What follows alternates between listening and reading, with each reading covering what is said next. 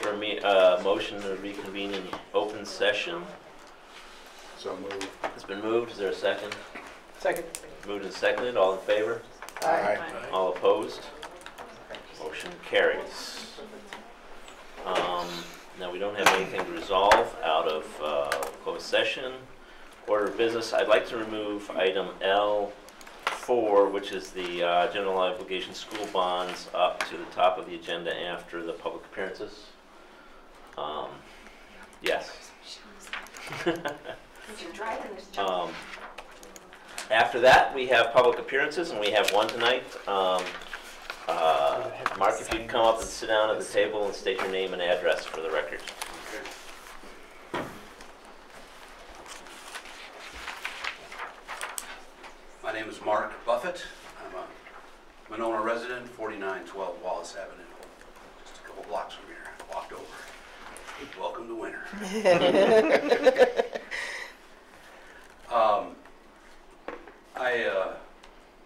I'm here to talk about 100% renewable energy resolution. Lived in the district now for about 19 years. I'm a former special education teacher at LaFollette High School. I'm a member of the sustainability committee here in Monona. I have two boys, they're young men, 23 and 21 now. They went through the school district. In Monona, they got to have a class in each of our buildings. They went from Maywood to Nichols to Winnequa to Glacial Drumlin back to the high school. It was great. We love this school district. And I want to thank you all for your service to our kids and to the communities. I consider myself a public education supporter. Obviously, I supported the referendum. I was thrilled that it went through last year. I see us as bridge builders into the future. What we're doing now with little kids and kids is touching the future. It's touching what's going to happen. It occurred to me as I start thinking about the kids that are going to come to our district for the first time next year, they have the potential to see the 22nd century.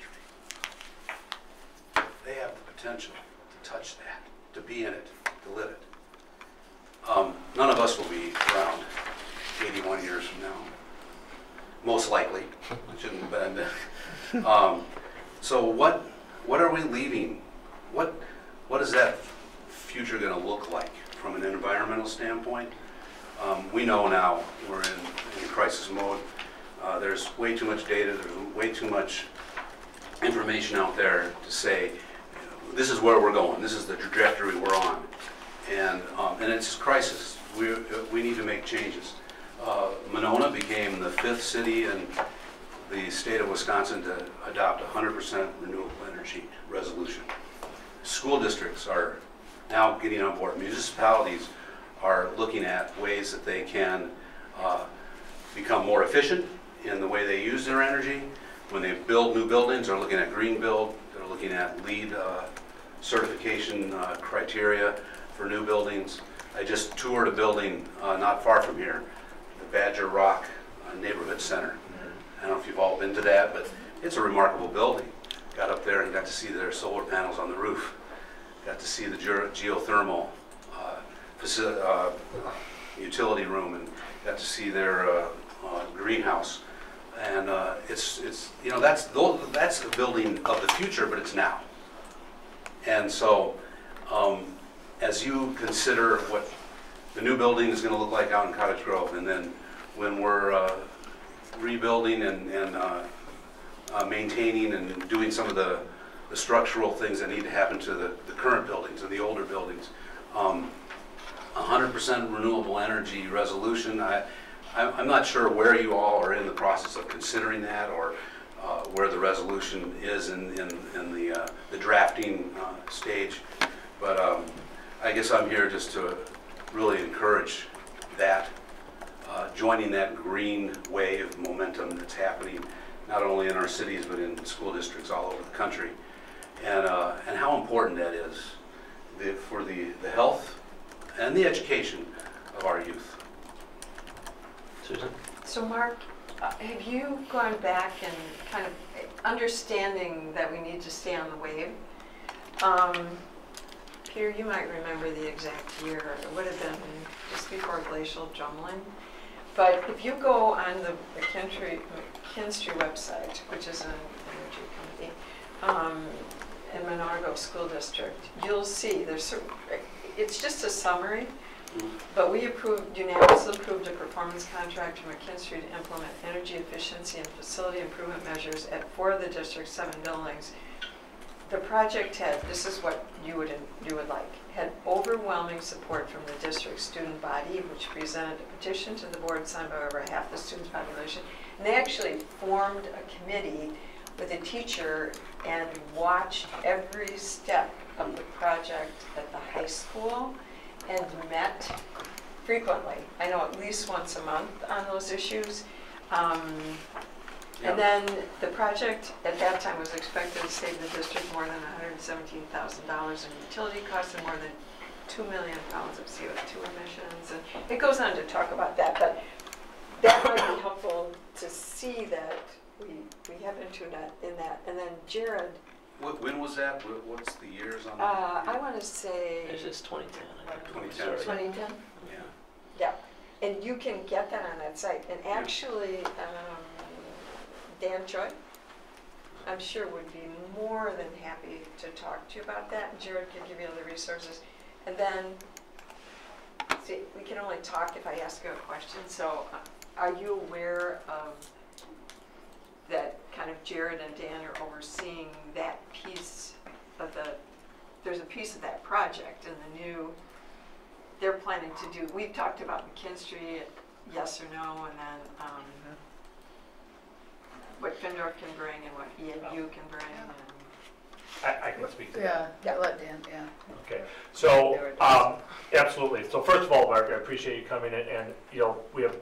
I'll be glad to have a follow-up conversation with you in detail to talk about what we're doing. But I can tell you in general, I actually met with Pat Holland, Teresa Rodemaker from the Sustainability Committee over a year ago just to talk about what our planning was and so on. I've been kept in touch with them. So right now we are still in that planning stage. We are looking at LEED certification for the new building. We're looking at geothermal options, solar options, and so we're in that process of information gathering and so on. And they've been great. Teresa actually connected us with Sherry Gruder from UW Extension. Right. She came to one of our meetings as well and will be a resource. And so we appreciate the partnership and any assistance we can get. Things like looking at grant funding, for solar panels and so on. So I could. There's a lot more information I can probably share as well. But and likewise with the board, we're still in that process of not decision making but information gathering, and clearly it is a part of the process. So that's great. That's great to hear. Dean? Peter, did you do any follow-up on the contact I made with you? Yes. Because I support where we're going, and the state treasurer's office, which manages the state public lands, and they have available grants for sustainable energy. I referred that to you, Peter. Yes. I'll talk about that later. Okay.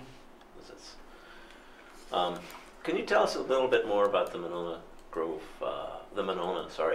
renewable energy resolution, what it commits to? So, the details I'm not going to have off the top of my head. Sherry Gruder, who you had mentioned, Dan, was helpful in us drafting that resolution.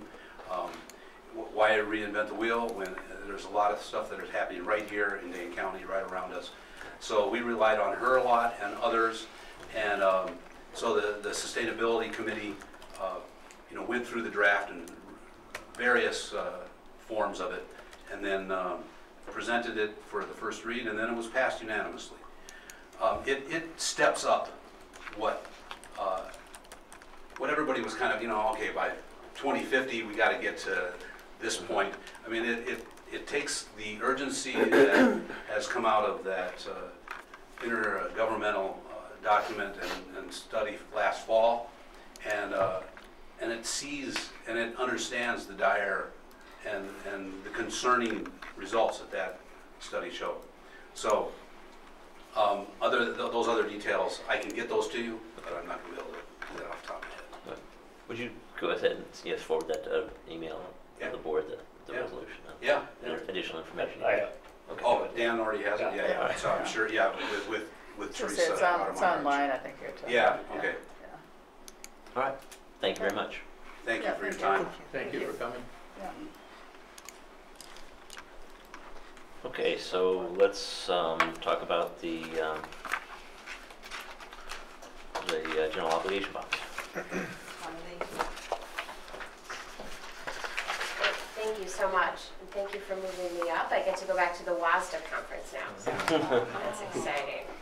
So I'm here to talk about the results of the bond sale for the successful November 2018 referendum. Thank you, Jared, for handing those out. So the resolution on the agenda tonight is for approval of these bonds that was prepared by Quarles and Brady. I was just going to go through this summary that we put together and then answer any questions that you have. So this morning we took bids on the entire referendum financing authority of $57 million. In talking with administration, we felt as though in this interest rate environment, it makes no sense to split this over numerous calendar years, get the interest rates locked in. You can earn interest on these funds as you go through the course of the project. So at 10 a.m. we had the bid. We used a bidding platform called Muni Auction for maybe newer board members. This may not look familiar to you, but what this is an online bidding platform where the individual bidders, which are underwriters selling bonds to the eventual investors, can keep improving their bid up until the bid expiration time. They can't see the other bids, they only know what place they're in, so they can keep trying to achieve and maintain first place. So what we had were 6 separate bidders. Those are the rows numbered 1 to 6, submitting a total of 15 bids. So bid number, which is the second column from the right, shows how many bids they put in. So for example, Citigroup, which won the bidding today because they have the lowest rate, put in 4 bids in order to achieve and maintain first place. Their winning bid was a 3.02% TIC, true interest cost, which includes all cost of issuance. So the bidder pays for all of the costs associated with doing the financing. So when we're looking at that interest rate, that's really an all-in interest rate. We are incredibly pleased with those results. As you may recall, what we used at referendum for the interest rate estimate was a 4.25%. We knew we were conservative, but honestly, we didn't think we were that conservative. We've really had a nice improvement in interest rates over the last couple of months. Unfortunately, what we see in terms of potential economic slowdown, in particular on a global basis, that's unfortunate news for the economy, but it keeps interest rates low. So good timing to lock in long-term interest rates for the referendum approved debt. Any questions on the bidding process itself that we went through this morning? I have one. Yes. That interest rate of 3.2 over the estimated 4.25, how much savings is that? We will get to that. Oh, okay. And it's 3.02.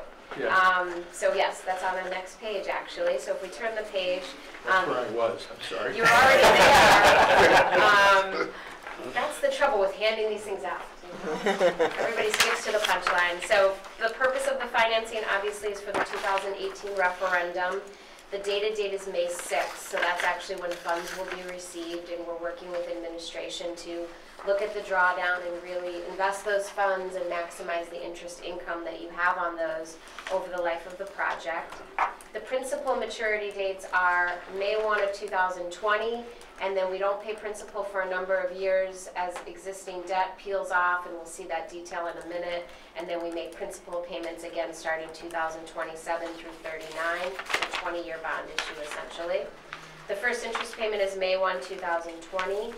The last 10 maturities will be callable or eligible for prepayment. This is a concept very familiar to those that have been on the board for a number of years. We have had the opportunity to refinance prior debt, and we always are looking for those opportunities for the district. So we would do the same on this issue if you find yourself in an attractive interest rate environment to refinance. Your credit rating is a AA- from Standard & Poor's. We switched from Moody's to Standard & Poor's. We've done that with a number of districts that we work with. The credit metrics seem a little more, I don't want to say favorable, but looking at not only the strong economy that you're a part of, and being a growing district, we felt as though Standard & Poor's might put you at a little higher level. We felt as though Moody's would potentially not have you there.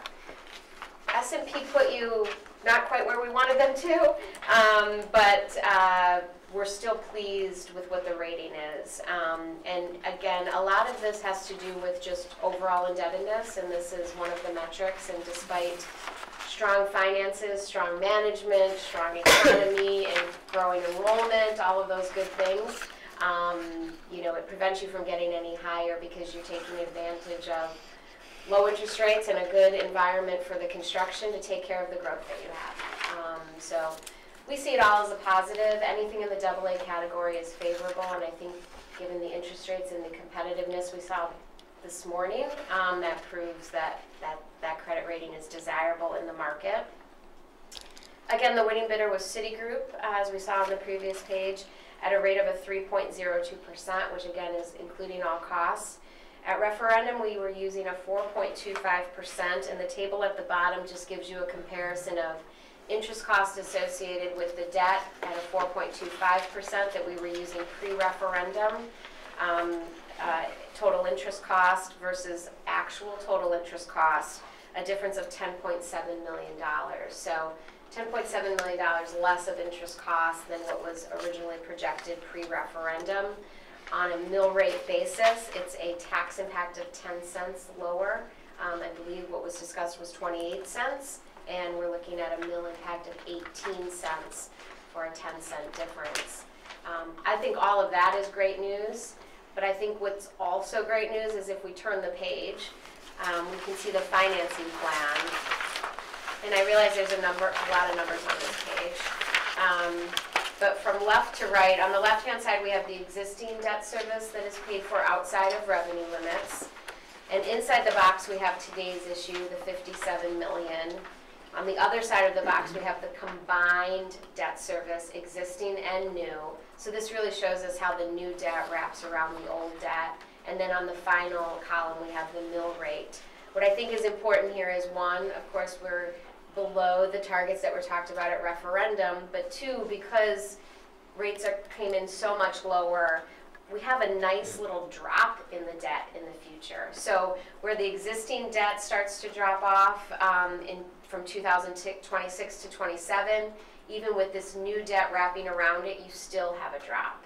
So whatever needs are in the future, they probably are not necessarily defined at this time, but you do have a nice drop in the existing debt of about $800,000 and a corresponding drop in the mill rate as well. So we see that as also a positive for future flexibility.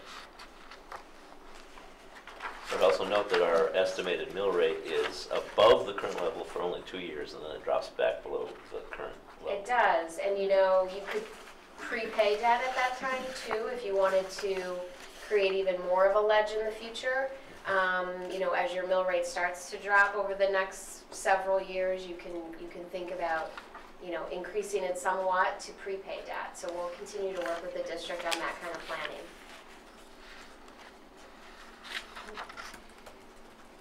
I wish we had better weather, but we couldn't hope for better news here. Oh, that's great.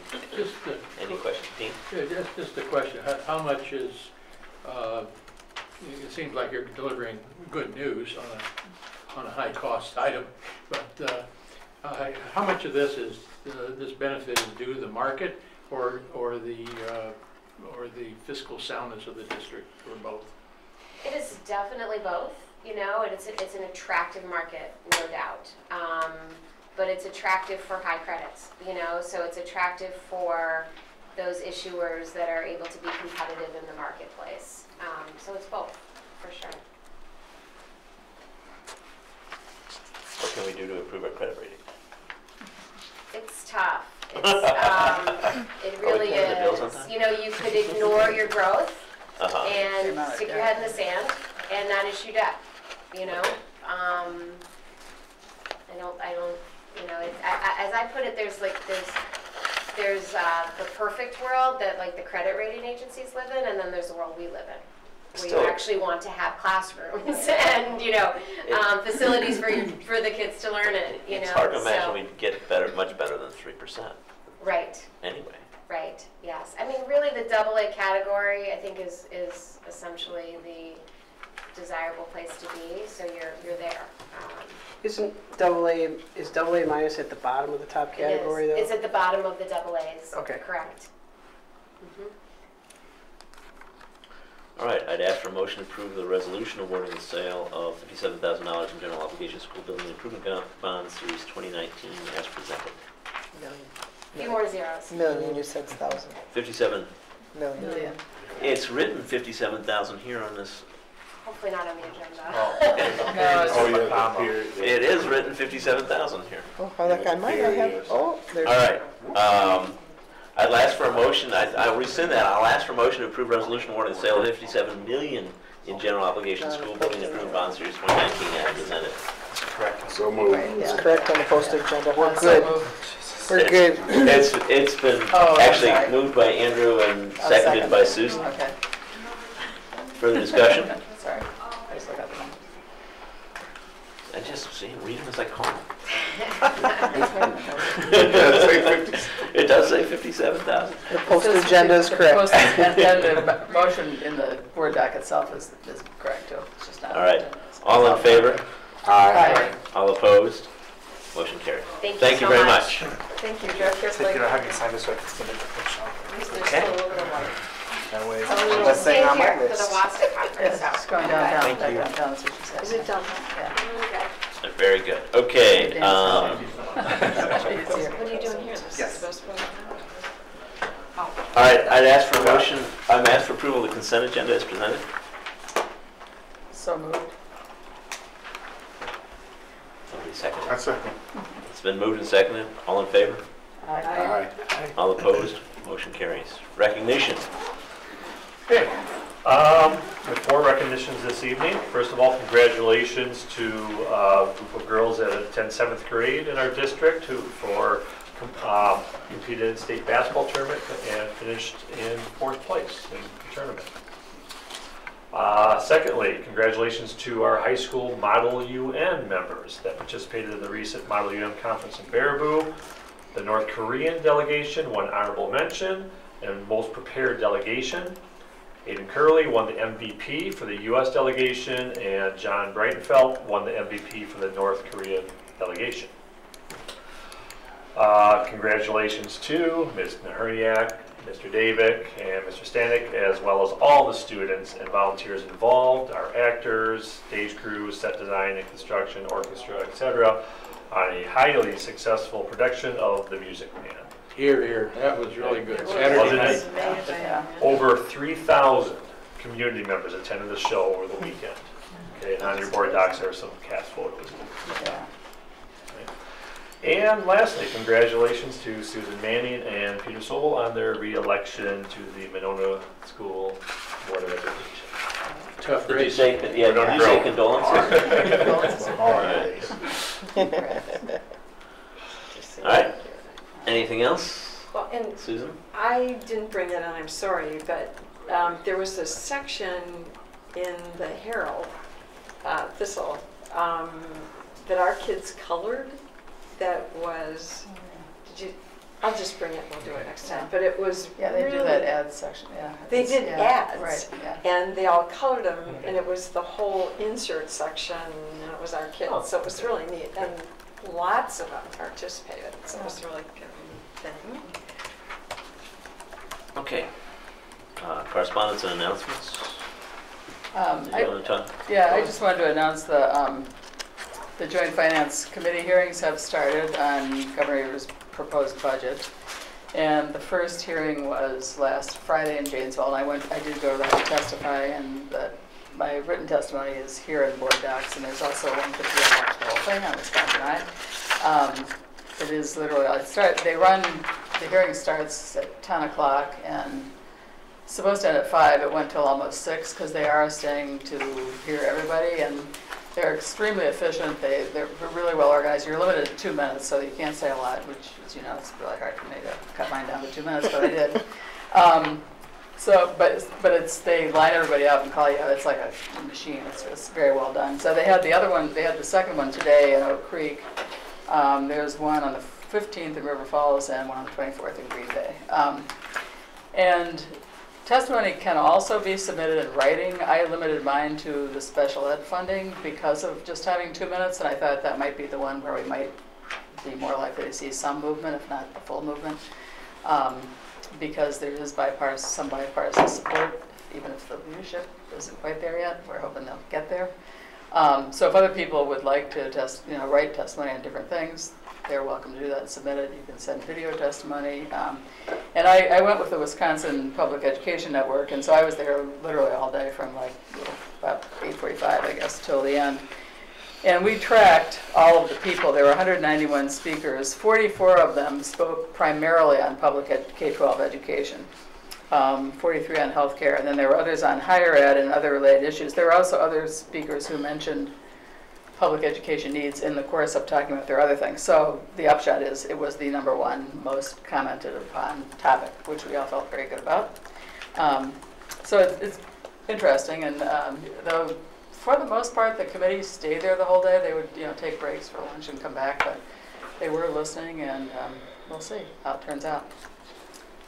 But it was a good start. Oh, and I just probably should forewarn you, I also then reworked, I did send copies of my testimony to our 3 legislators as well, in addition to the whole committee, and then and got nice responses back from them. And then also reworked it a little bit for a column in the Herald Independent, which might be in this week, possibly.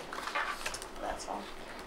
Do we have, remember when we went to the WSB Day at the Capitol? Right. They had like 4 issues, 6 issues. Right. Might be nice to post that again to encourage board members to address. What those 4 issues. So what Susan did is she basically picked one that she thought was going to, it looks Given they only like have of 2 all the minutes, others, it yeah. may move forward. Right. But there are several others that are very educationally. Right, well, the first one was the general aid funding, obviously, and there were a number of people who spoke specifically to that. And I mentioned that, but I felt like, I don't know how likely it is we're going to get that. So, I mean, we're hoping we are. So, yeah, support for that. It's a lot of money. And my understanding, too, and that's why I had asked our legislators when they were here about this, the Medicaid expansion funding is very important to our getting the special ed increase as well. So that's key to a lot of the healthcare. Healthcare was the second biggest topic. People are really obviously concerned about that. So we'll see what they what they do with it. But yeah, it's worth it. I mean, if you have relatives that live in other communities, it's worth passing on to them too. I get information, and I just think it's we have a shot at this because we have a governor who's supportive, and it's nice to give him the support he needs to try to get this through. That was our thinking. All right. All right, thank you. Superintendent's report. Okay. First of all, I'd like to start by thanking Susan for the work that she's done, with regard to this. A number of my colleagues, from other districts have also testified, and it's really nice to have our own board member be able to do it. And please, if you haven't, make sure you read, Susan's testimony is excellent. And, as we talk about, and Jared in upcoming board meetings, we'll talk about budget. We're all trying to figure out exactly what's going to happen. I'm not telling you anything you don't know. We know that the Democrats in the legislature are very supportive of Governor Evers' budget proposal. There is a group of rural Republicans that really understand their schools and that they're hurting financially, that will be supportive of aspects. And then of course we've got the Republican leadership that is going to be the challenge. So again, I'm not telling you anything you don't know, but hopefully we'll get some inkling of where they might be landing these next couple of months, so that you can make decisions here on the budget moving forward. So, but that testimony I think is really important to make sure our legislators hear the real stories of what's happening. Dean. I just wanted to thank you, Susan, again, but you're mentioning of WPEN. In the last several years, you've been involved with them. Right. And I have slightly, but that group has made a big difference in getting grassroots support for public education and not just bureaucratic support for.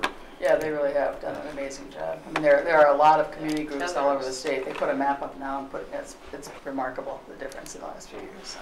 Well, and it's relatively easy, you know. I try and go to the meetings here in Madison. Susan went all day in Janesville on a Saturday. Right. And worked at this and has done some of the other hearings. But the actual meetings, when they do them over on Nob Hill, are relatively easy to go to, or, you know. Very informative. They're doing less of those though and more work things. And they're trying to get out around the state more because they do, the whole goal of it was always to organize people in different communities. That's really where the focus is. And the focus now is doing the work part, not just talking about it, but getting out there and doing stuff. So that's where we are. Okay. Okay, then I just have two items on board docs. The first one, just a brief update on the work we're doing with our Dane County Equity Consortium. If you might recall, virtually all the school districts in Dane County have agreed to create this consortium. And really the idea is to share the work that we're doing. Every district is taking perhaps a little bit of different approach to their work. And so this year, and I'll certainly try to have some more detailed reports coming in the future, but just want to let you know there's really two areas of focus that they're working on. First of all, with regard to students, Youth Social Justice Forum is going to be coming up at the end of the month on April 29th. Our own Shelby Fields was very involved in the planning of that. And as that occurs, I'll be glad to have a future report about which of our students are participating in that and so on. So, and again, it's something we're really excited about, that opportunity for our students. Second piece is not as formalized yet, but we do have a date. We'd like to have an opportunity to invite all Dane County board members to come together as an evening and to talk about, you know, again, sharing out of what we're doing collectively. So the date that we picked is September 11th. Later on in the agenda, we're going to talk about potential school board meeting dates for next year, and this is typically a night that we would meet. So, you know, I would ask that we consider scheduling around that. In fact, we've been asked to host at our facility as well, which I would be glad to do if we're willing to do that. And so, unfortunately, I don't have a lot more information exactly what would happen. We have a subcommittee still working on that, but I am excited about the idea of trying to really, again, bring all of our districts, together. We have a lot of commonalities and the challenges that we face. We really believe that working together, we can learn from one another. So, so all in all, I would say, as we wrap up this first year, we're off to a good start. We definitely haven't lost momentum, but it's not going to be a quick thing. We're still finding ourselves about how we can effectively utilize that. So just to be clear, we have every school district has a representative on this committee, a non-superintendent. So Shelby Steele represents our district. So they meet once a month on the same meeting dates as our superintendent meeting. So they meet all morning, and then they report out at the superintendent's meeting in the afternoon. So it's a standing agenda item with the superintendents as well. So and it'll continue on, through the summer and into next year. Okay. Just one quick note that I didn't put it in board docs, but you heard Michelle mention earlier that, and I'll have this in my next memo to the board, a little bit more detail. The annual education conference for state superintendents is started today. It's here in Madison at the concourse, and so I will be attending tomorrow and Friday. And actually, I've been asked to co-present on the ICS equity work that we're doing in the district with Colleen Capper, from UW-Madison, as well as a couple other superintendents be on a panel. So I'll report out more on that afterwards about that piece, but it's something that certainly excited for that opportunity. And then the next item, Badger Conference realignment. So today, once a year, we have our Badger Conference. Athletic directors, principals meet on a regular basis, and then once a year we have a joint meeting where all three groups, ADs, principals, and superintendents meet together. And the ADs and principals have been working throughout this year on some realignment with regard to our conference. If you recall, our Badger Conference consists of 16 schools, so it's one conference. For athletics, it's been divided into north and south, divisions for most sports. And so any realignment might occur is up to the conference itself. That's not subject to WIA approval. And so when Beaver Dam and Watertown joined 2 years ago, the idea of let's stick with the north-south configuration and then reassess. And so they've been working on a possible realignment. I think the proposals that have come forth aren't a dramatic change for us. If they stay with the north and south, there might be a couple schools that would change. It really wouldn't affect us much. And then one of the other proposals out is within those two pieces, like smaller divisions, to help decrease travel for some of the sports that play many games, to have really 4 divisions as far as the number of competitions against each. So as that's decided, I'll certainly share that out with the board, but it does impact, like in primary athletics, we certainly do a lot of things within the conference that are non-athletic events, as well, but it's not a major change. One thing that I want you to be aware of that is before the WA right now is for football only. They have come out with a plan for realignment of conferences, and with that, the proposal that WA has come out with does do some shifting and removes 2 schools from the Badger Conference of smaller enrollment and brings in the 2 Janesville schools, for football only, and then to divide into 2 divisions, small schools and large schools. And I attached a memo that we sent to the WIA today that was headed up by our athletic director, Jeff Schreiner, along with Principal Paul Brast. And you'll see from the enrollments on there, we have 3 schools that are very close to one another, with Monona Grove, DeForest, and Beaver Dam. And the cutoff between large and small is between Monona Grove and DeForest, and we only have a 2-student difference. Our football program would prefer to be with the large school, and so and DeForest with us sent a joint letter to the WIA requesting consideration of an appeal of that initial proposal. So certainly inform the board once the WIA chooses to act on that. So Dan, are we in the small, with the realignment, they're putting us in the small? Correct. Okay. Yeah, and it's for football only. Right, for football only, but they're putting us in the small, and DeForest and the large. And Beaver Dam would be in the large. Yeah. Yeah. But if we go to the large, don't they have to move someone else? Right, so DeForest has agreed that they would like to move to the small. We've been in contact with both DeForest and Beaver Dam. Okay. So that's what they're saying. Yeah. Where's Mount Horn? They're in the small. They're quite a bit smaller. What would You be would like to see the helpful, overall piece? only because people are going to ask us. Sure. We're I'll gonna- send you the document that Just- shows all the enrollments of all the schools. Yeah, that would be That'd good. be Sure. great, thanks, yeah. Just a resource. That's Mount Horeb, Bonneville, because they're combined. Yeah, they combine for football. Yeah, so that enrollment does boost a little bit. What's the size of the Janesville schools? I believe approximately 1,400 each. Does that sound right? Could be between 14 and 16, I'm guessing. Yeah. And we're about 1,000, right? We're about 1,050 right in that range, yes. That's a substantial difference. But we're good. I might be wrong with those numbers, a little less, but they're in the ballpark. Okay. Thank you. Paul's involved, right? You're Yes. Board reports, policy. Susan? Oh, okay. So I don't really have much on because we have our agenda. So we met March 21st and again today. And on the 21st, we reviewed and approved some of the items that are on the agenda tonight for a first reading, and those will be discussed when we get to them. You'll recall the student rep and dealing with the school calendar were 2, and then the others were Neola updates mostly.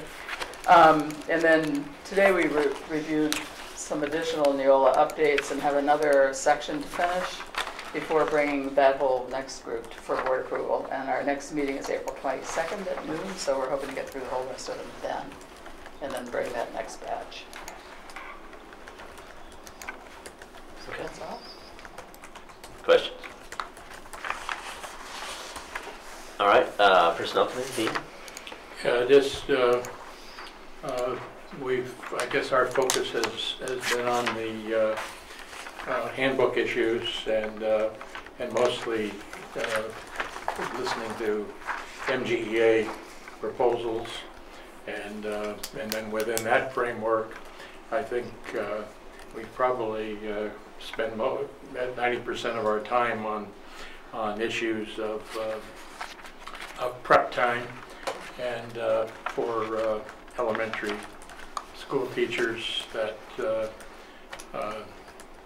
have a concern about available personal, by that they mean personal time to do their work and not being committee or PLC and other types of time and so forth. And we're in the midst of that and trying to collect some additional information and data, because at least the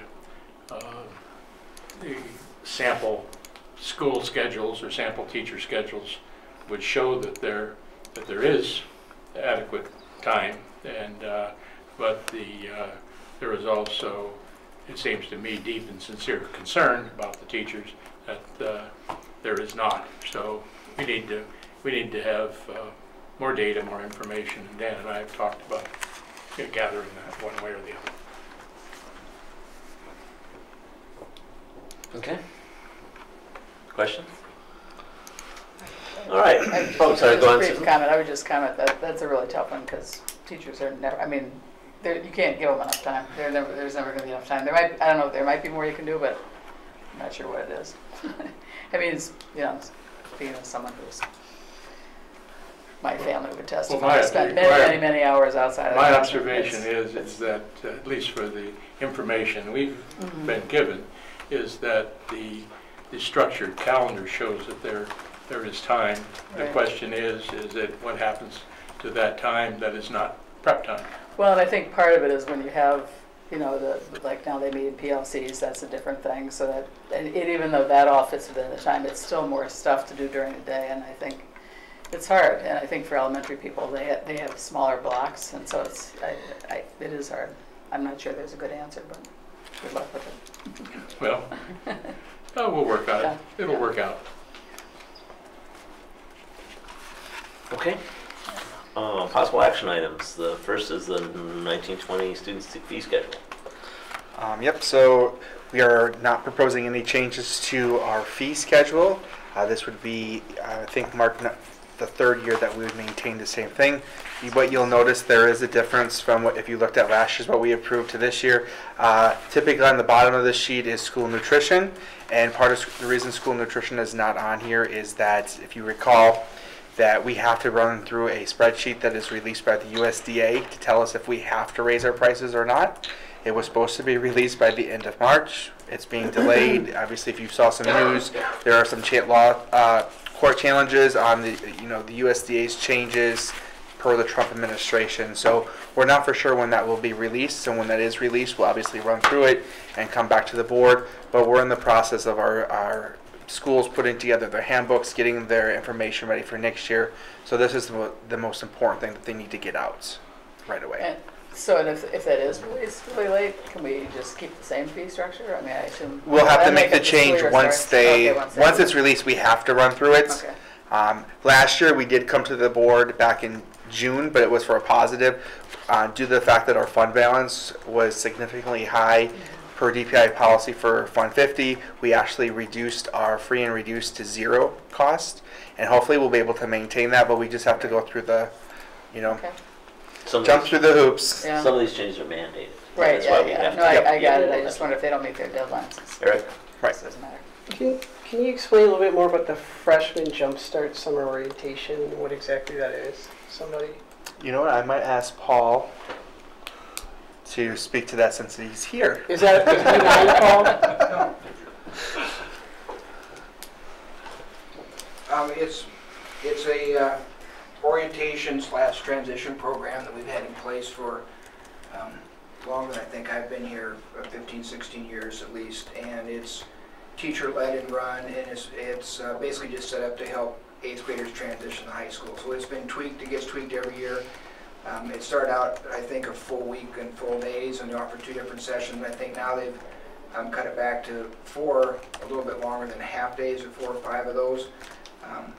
And all students are encouraged to participate. And then they just do a lot of team building activities, get students oriented to the high school. It's an opportunity for some of the students who are coming in from other schools to register as well and get to know some of the students. And they talk about academic expectations, study habits, and so they've just taken all the information that they think will help students come in ready to go and condense it to the best they can into those 4.5 days, and they try to make it obviously a lot of fun.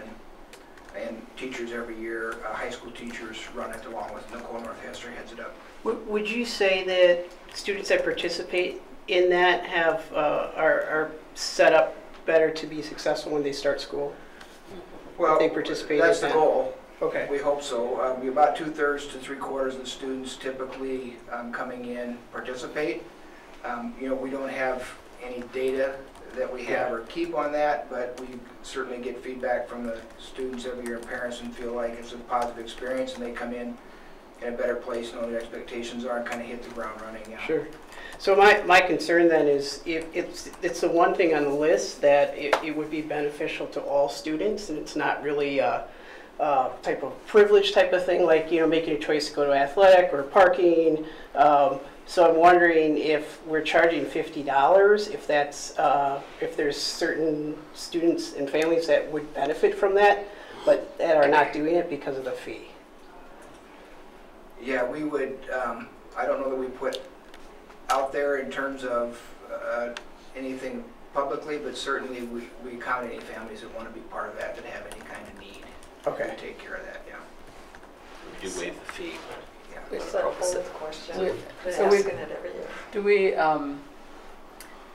we automatically waive the fee for free and reduced lunch? I don't know Or the we don't? answer to Okay, that. okay. If we do. But I know we would waive it if. So somebody for asked to. free and reduced lunch, per federal law, if the family chooses to tell us, so when they fill out their application, they can check to have other programs applied. If they check that, we would do that. Okay. If they don't check that, we can't automatically do Right, it. got it.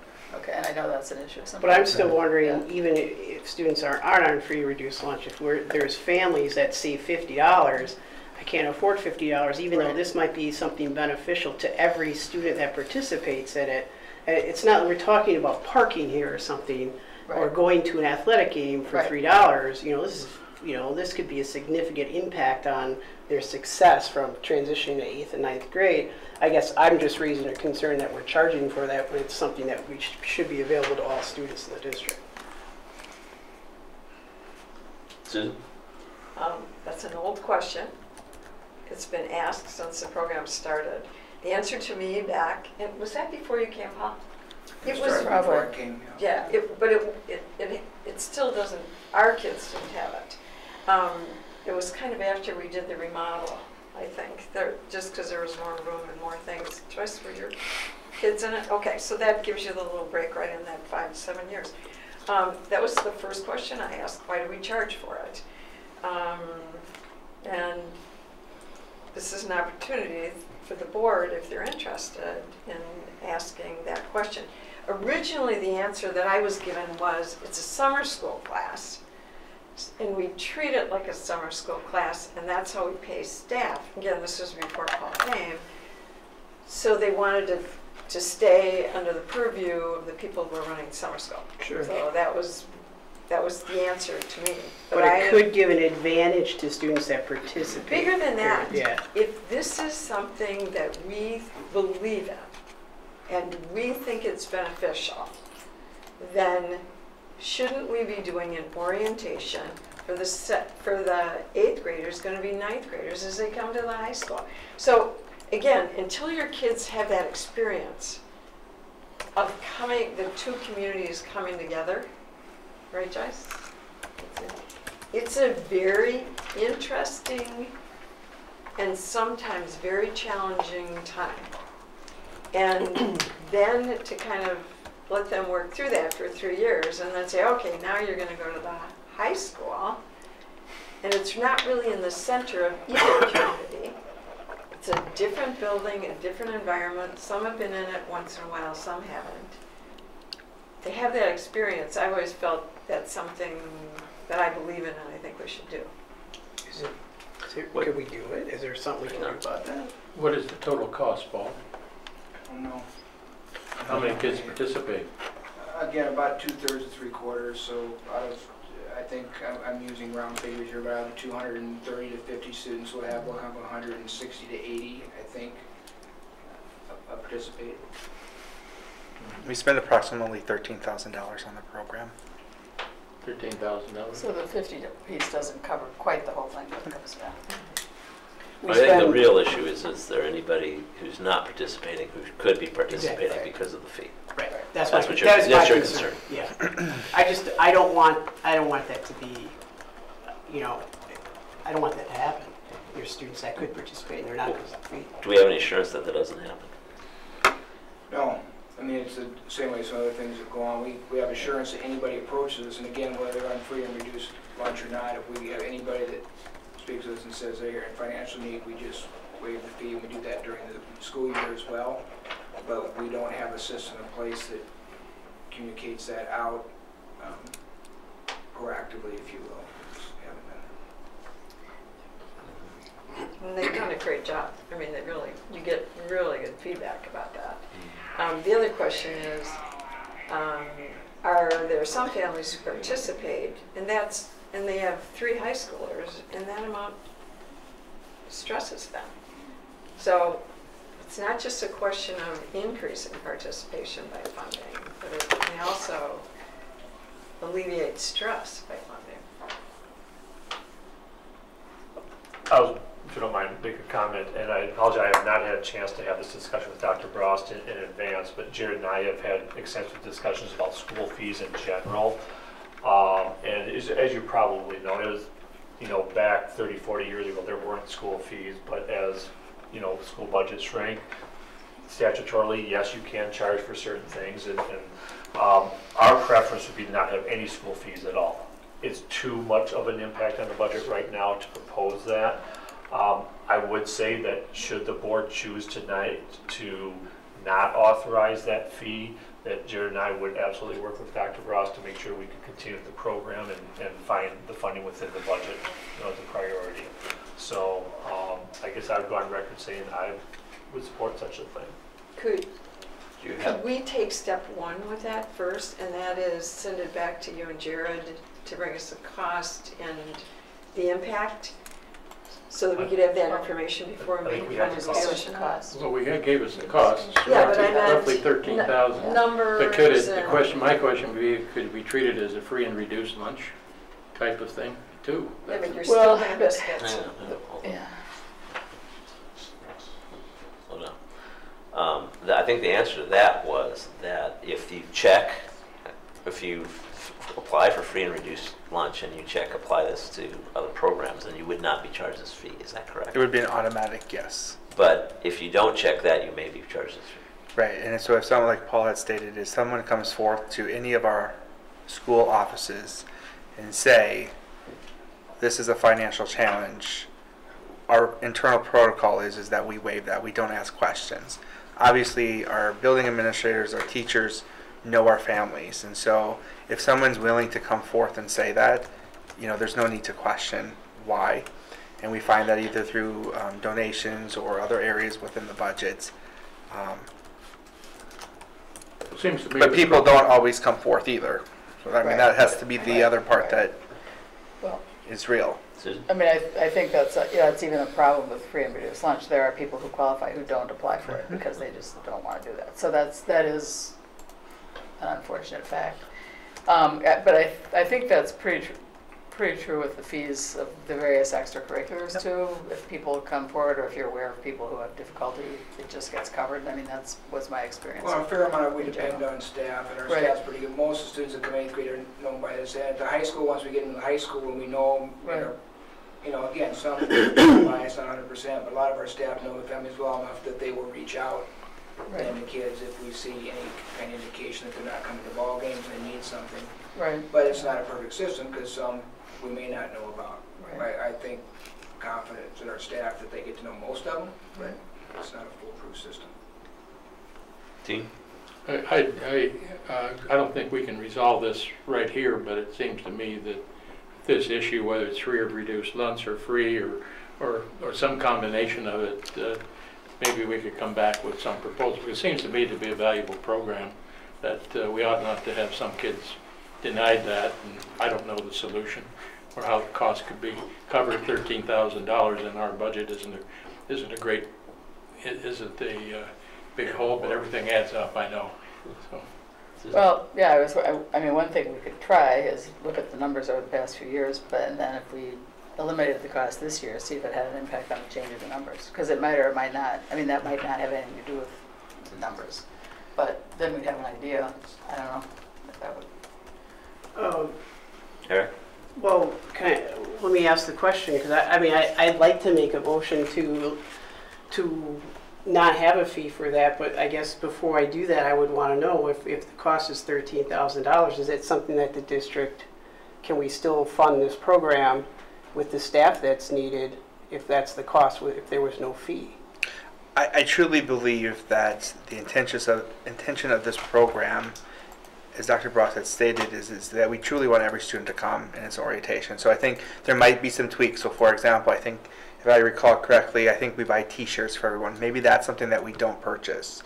Maybe we structure it where it's not over the lunch period, because we do bring in, pizza and food. Maybe that only is one day versus, but I think Paul's team and I think Nicole Northester is one that really works with this. I think there's plenty of ways that we can and continue to compensate our staff for doing it and not change the integrity of the program. But I'm not involved as heavily as Paul would be. I don't know, Dan, do you have anything to say? Oh, it's all about priorities with the budget. Yeah. And so, I said, I guess the one thing I can say with assurance to the board is the program is going to exist, whether you collect fees or not. And obviously, without fees, it'd be a matter of, like Jerry mentioned, making sure that, every dollar needs to be spent. But, it won't happen. Here's my main concern with this is I don't think that if we have a program that can be successful for all students, but not all of our students are accessing that, and if one of the reasons not all of them, 1/3, are not accessing that program because of cost, I would like to see what a year would look like if we didn't have a fee on that program. And if we have an increase in students, we could potentially have a better transition for those students from 8th to 9th grade. And then we could look at both years, a year when we have the fee and a year when we don't have the fee, and see if it makes any difference. But I guess I have a real concern in having something that's can be beneficial to all students than having a fee attached to that. Because my guess is there's some students that are not participating because of the cost that could benefit from it. Yeah, I'm going to comment and then I'll get to you first. But my thought is this: I know you guys are committed to getting as many people into this program as you can, and I also know you have a good record of accommodating students. Anything when there's issues with students being able to pay the fees, and you haven't brought forward to us a concern about this. This particular program. I think if you had a concern about this program, people not participating in this program, you would have brought us forward to us. So I'm not sure I have enough information to decide about this. It's all because I have a feeling that if it was a concern that students weren't attending because of the fees, that you would have brought this forward to us. Susan? I still think I think there's pretty general board consensus as we sit around this table, generally, that we support an educational program, transition program like this for students without a fee. I'm going to say again, I don't think we should make that motion tonight till we have the information from Jared and Dan and Paul that validates where we should be on this point. I really want Paul to come forward and tell us what his thoughts are. I'd like Dan and Jared to do that. I mean, if you say, oh, we just got this, and we can take it out of community funds, and we've got swimming lessons, well, if we do it tonight, then we've backed ourselves up against a wall, and we have to do it, even though we believe in it.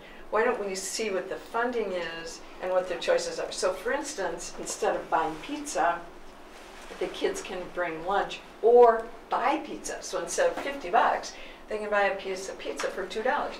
They're going to do that if we just tell them as a board we want them to go back and evaluate that. Otherwise, we're going to talk about this for 45 minutes without the information we need. Susan? But I think there's support. I was going to suggest if we were going to bring this up at a later date, that we might want to hear from Nicole Northester, who's worked with this program from, I think, the beginning, or pretty close to the beginning. It started with teachers starting it, and I think might have done, well, maybe we did the fee right from the beginning, I can't remember, because it was a summer school thing. But I know part of what they thought, they really wanted to make it a fun, special experience, so I remember talking about this, they liked having the t-shirts, and they liked being able to have the pizza, they don't want to make kids bring in. Right, they have teams in different colors, that's all part of the program, and so that was part of the fee. So I don't know that so I guess I would want to know if we have to cut that stuff and what she would think about that, because she's been intimately involved with it. And she might also have a feeling of, are there kids that, I mean, not all kids are going to do this anyway, if their families have vacation during this time, but I agree with you that if there are some that aren't, it'd be nice to know that. So if we were going to talk about it again, that'd be my suggestion to us. Can we table it or something? Hang on. Yeah, I think we have enough of consensus around here that we would like to get some recommendation back with information and some estimate of maybe you got to know the number of kids that left Glacial Drums and the number of kids they're in, so you know that there's going to be some who are not participating, and you know, and what's your estimate of what the cost would be and that sort of thing. It's we spend $13,000 around here on things that are not as vital to me as this would be. Well, and I would include Chris in those conversations because, I mean, effectively those are her kids. And she knows those classes well. I also would want to check, and I know it's not a cure-all, but in the registration information, Nicole may very well include something that is, here's the contact information if you do have questions, or that also helps the confidentiality if people do want to come forward. But I don't know I've not read through it recently. I don't know what we have when we ask people to sign up. But I'm guessing she has a contact way also with people. Do you want to take this off and make a recommendation? Do I want to make a recommendation? Or do you think we've made one with this fee schedule? I think if you have questions about it, if there's any costs that could be saved, I think it's probably run pretty trim now, but it'd be worth chatting with Nicole. She'd be happy to tell you more about the program than I can. Okay. Jeff? I don't know, has anybody here had a kid go through there? I have. Joyce. My son, and no offense to the program at all, he hated it. He's still mad at me for sending him. Because he gets to a point where he outgrew 8th grade. You know, he thought he was a freshman and he didn't, he thought he was cool enough to be there and not go to that. Sure. So I think, and a lot of his friends didn't go, and people whose older siblings went, told their little brothers not to go. So I think that's where you're going to get a lot of people not showing up. Sure. Not necessarily the $50. Yeah. I think it's just. I just don't know that information. I like to get a little bit more info about that. And I don't know the program that well too, so it might help to have Nicole come and talk, so we know a little bit more what it is. Or maybe you should talk to Nicole. Or I can do it, yeah. My recommendation is that we approve the fee schedule as is tonight, because we can always come back, and if we want to change the, do something about summer school, we can, and then we don't have to do any additional action related to the Jumpstart orientation. Well, if we choose not to, but if we still have a concern, we can always change that there. I wouldn't be voting for the fee schedule because I still have questions about that, but I wouldn't vote for it. Why don't we just put it on the agenda for the next meeting? It's been another 17 minutes that we've talked about that. Do you agree we want to talk about this again? Yes or no, guys? Well, first of all, I think it's important to talk about it, so I don't think 17 minutes, I think it's important to get an understanding of this, especially for students that might not be showing up. But we're not arguing, we agreed. That's one of your best questions. Yeah. Well, look Hang at on, it Susan. like that way. I think we have enough information to move on. Well, we do need to decide whether or not we're approving the fee schedule tonight. Let's do this. I'm going to ask for a motion for approval of the 2019-20 student fee schedule as presented. Somebody want to? I'll second that. Why don't you make the motion? I'm asking for the motion. And if you give that, then that means that $50 is in there. No, we can always amend it. You're right. Susan, hang on.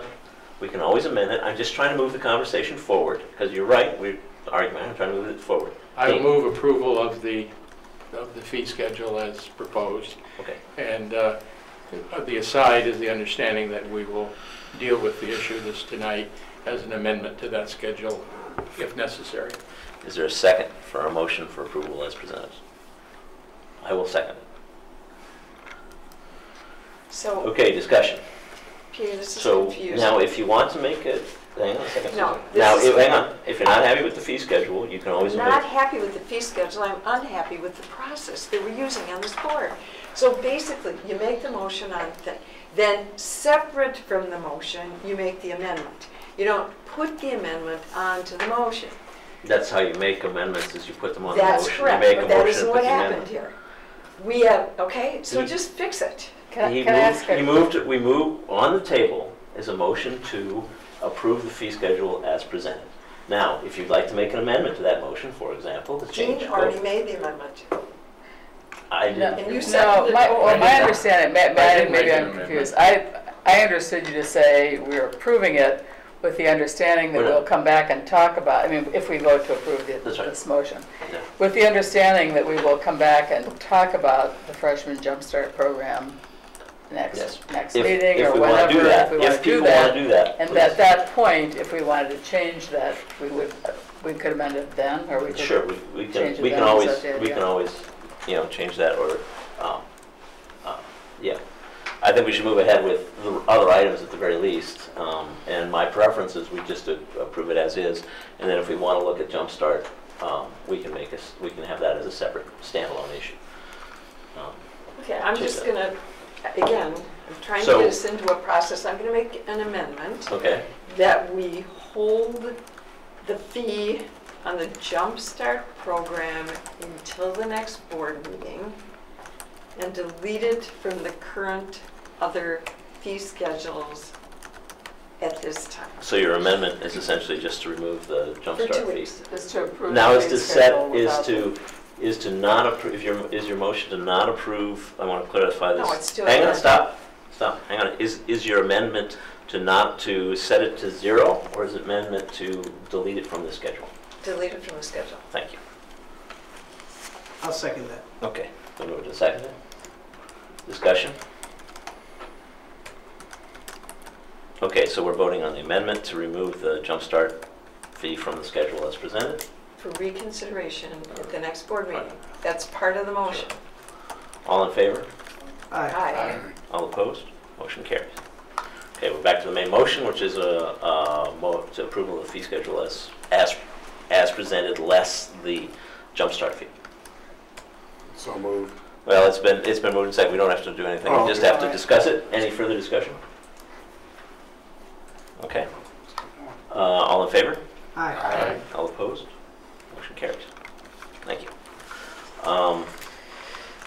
And we'll discuss, well, when we get to future meeting items, we'll discuss Thank you, Paul. what we have. Thanks, Paul.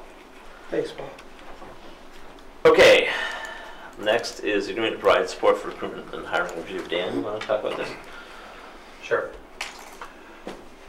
Okay, so presented actually the proposal at the last board meeting, and so I've attached that as well as the actual service agreement.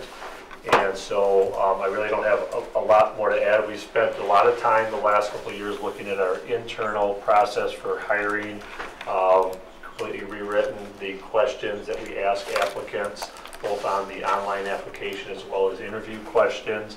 So we feel pretty confident about the process we have for, once we receive candidates for reviewing and hiring, as much as we, always a review of that would be positive. But what we really are looking for assistance in is how we attract candidates and the idea of potential recruiting and so on. So again, without, going in, again, just to reiterate everything we talked about last time, the proposal is there for your, consideration. Is there a reason we didn't do an RFP? If we didn't bring in a consultant to work with HR? Yeah, we contacted this based upon your references, so.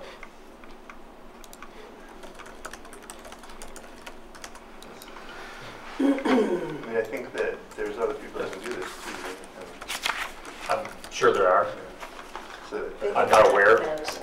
Is that- They did Madison. I know. Just, I did ask Madison, and I would say that the reference was worthy.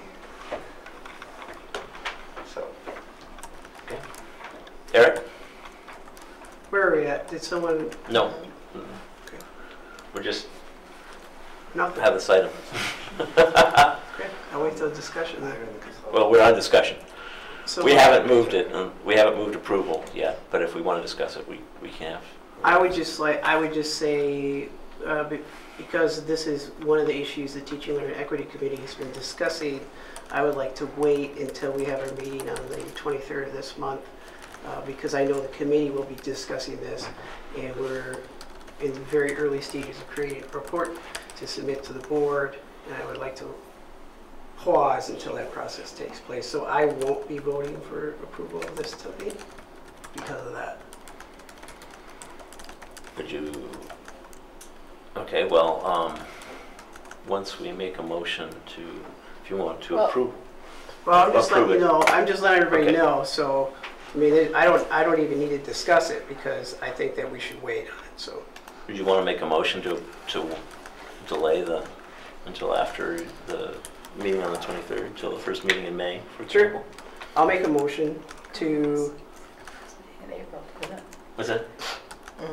He's What? meeting in April 23rd. Yeah, right, and a board meeting's after that, so wouldn't we move it to that next April meeting? yeah, we would move it to the 24th. Right, which should be the Oh. day afterwards. So I like to make a motion to move this action item, Postpone until, to postpone this action item until the next board meeting, the board meeting on April 24th. Second. all right, it's been moved and seconded. Any further discussion? So the discussion would be relative to postponing this until the 24th. Susan? When I first looked at this, my overall feeling was another consultant. If you sit down and read this contract, this is expertise we don't have.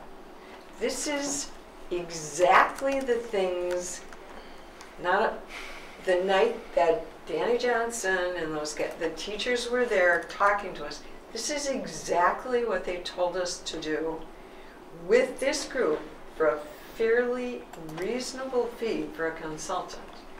They can start now. Your committee has already clearly voiced support for this work.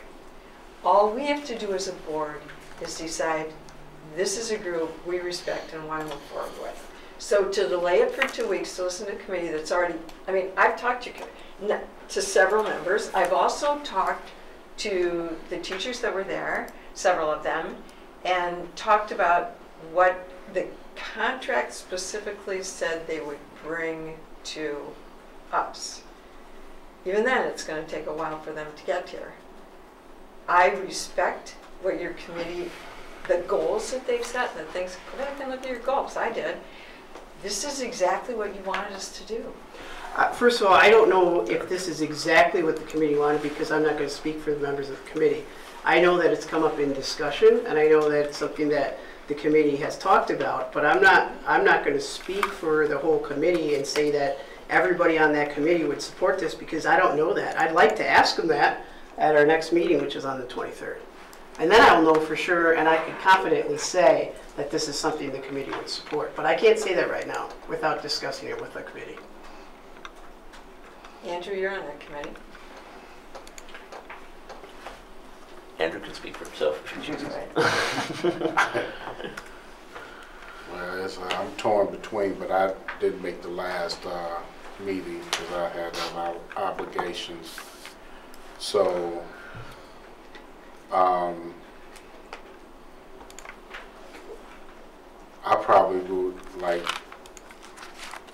Eric said, let's see what the committee, so he can be assured, so then we can be confident to go on with what we need to do.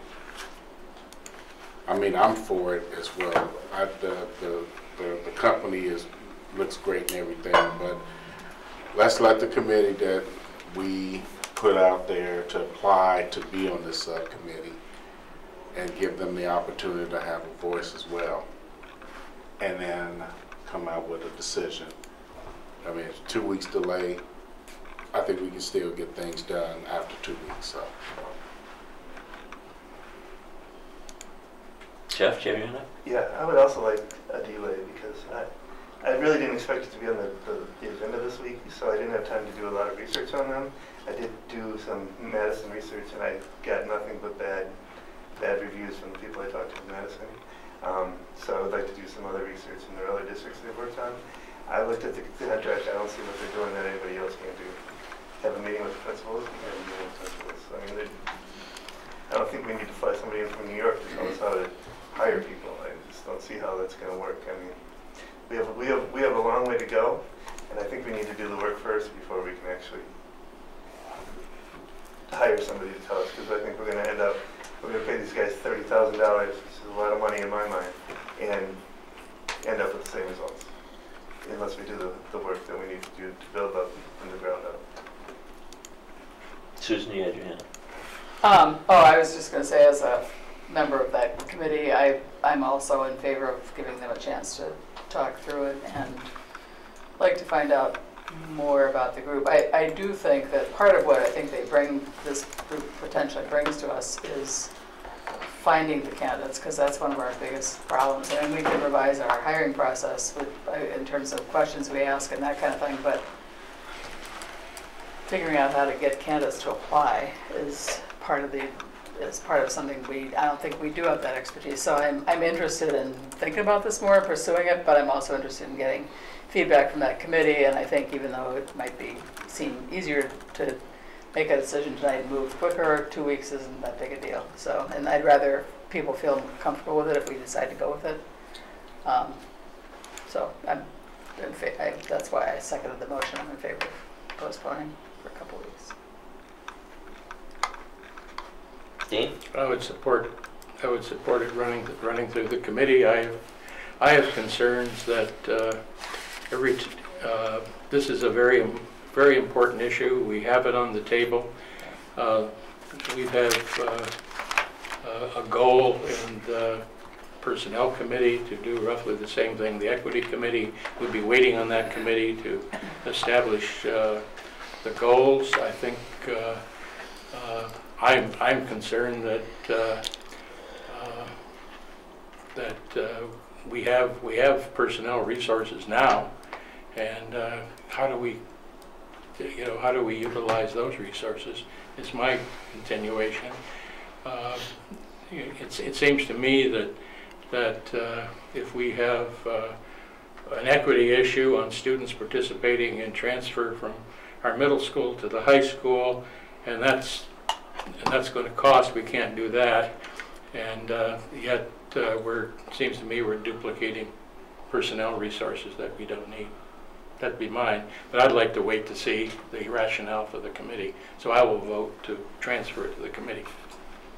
Peter, would you clarify? So the motion on the table is to wait, to take it to postpone it. The motion on the table is to postpone it to the April 24th. Okay. meeting.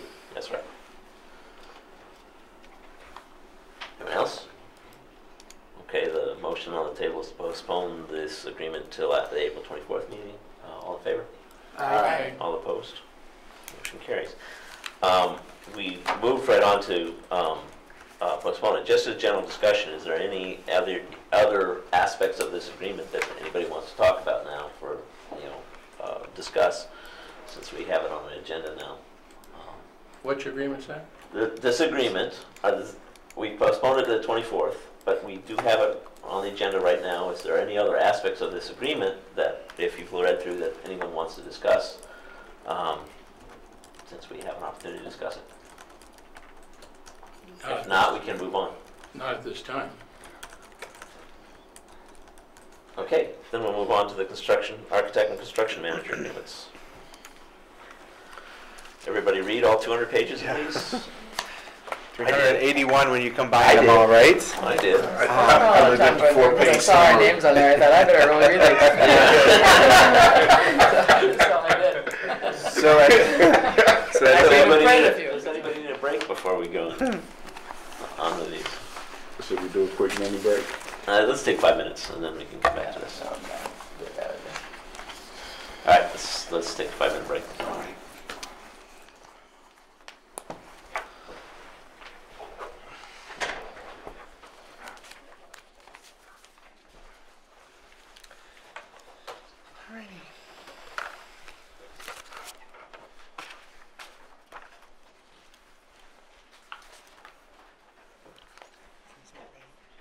Raise your hand. That's what it says. No, I can't. Were you guys talking about this item when I came in? Were you doing it out of order? Was that We moved it up because we had to get. Dean, can I have one, please? So that, yes, that was. the 57,000? Yep, 57 million. What were you talking about? Oh, is it 57? Oh, million. Oh, I thought I missed So the zero. that's the borrowing from the referendum. Okay. Okay. And what was the contention? Was there any? No contention, obviously. So when we went through the referendum process of. The referendum was 57 million? Yep, Yeah. 57. So we had to borrow the 57, but when Uh-huh. we were doing all the presentations, we were having to make some assumptions of what interest rate would look Mm-hmm. like. So we were using that 4.25, and actually we were able to secure interest rates at 3%. So it was a $10 million savings.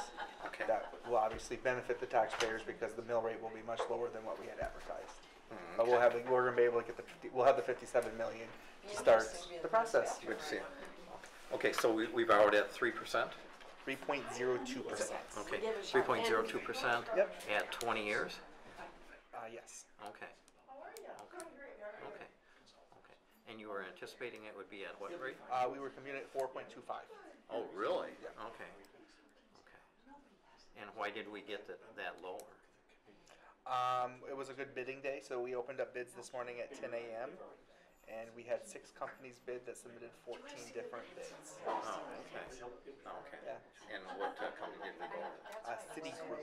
Oh, City out of New York, okay. Yes, I think they're, yeah. Oh, okay. Okay, so today was just a good... Today is the day that we did the bidding, so we obviously had the turnout. Tomorrow could be different. Interest rates are pretty lively right now. Oh, okay. So we were able to lock that in today, and the board approved that, accepted Okay. those bids. Okay. So we locked it in at the 0.6. So you're thinking that over 20 years, we saved $10 million because Yes. of... And so I saved $10 million from what we were communicating. So I mean, is there really savings? There's not savings because we didn't have Right, the yeah, 57. yeah. But what we had expressed to everybody about a 28-cent mill rate increase is only going to be represented at 18. Oh, okay. So it's like a 10 cent. That's a good Oh, okay. question. But when you put that over the 57, we were saying that we potentially would have had to pay $10 million extra dollars in interest Because if we would have gotten the personal services 4.25%. Okay, so it's 18 on the mill rate as opposed to 28. Okay, It is- okay, it can be okay, defined. okay. So that was good news. Yeah, oh, Yeah. yeah. But you're right. Okay, yeah. Why is the transition thing, why is that during the summer school? no reason Don't to they have do policy. any transition planning? Like in Well, eighth no, grade? it's not. The policy is, I mean, if this was copied. So actually, so or this transition is the the policy's immediately not- week after school, You know, there's no. before there's summer no school starts. interpretation. Right. I And don't it's know. how many days? 4 days. 4 full days? 4 quarter days. Or not full days, but like 2 hours? 5 hours, Oh, something okay. like that. And where does it take place? At the high school? Yeah. Oh, Bring the- Well, I did So kinda- kids that live in Cottage Grove, they can ride a bus in. I guess I should have went right on. And Monona families have to drop off because of the proximity. So it's And then- 4 times 5 hours now, ballpark. Yeah. Ballpark, And then okay. depending on the number of kids that sign up, that's how many Oh, staff. that's- I I'm mean, we sorry, don't yeah, want this just is- like 2 or 3 staff. And I don't know what the ratio is. Dean, what is this from Dean? Yeah. But if, The last time we had if there's ballpark, General the contract. high number was 180 General participants at contract. $50, that's We 9,000, want to right? take care of it. Okay, so you Well, no. know, they're arguing Don't over wanna- We $4,000 don't want to take between, main responsibility. yeah, okay, Well, yeah. you don't want to take them Yeah, out. you don't even want to get me started on Helping.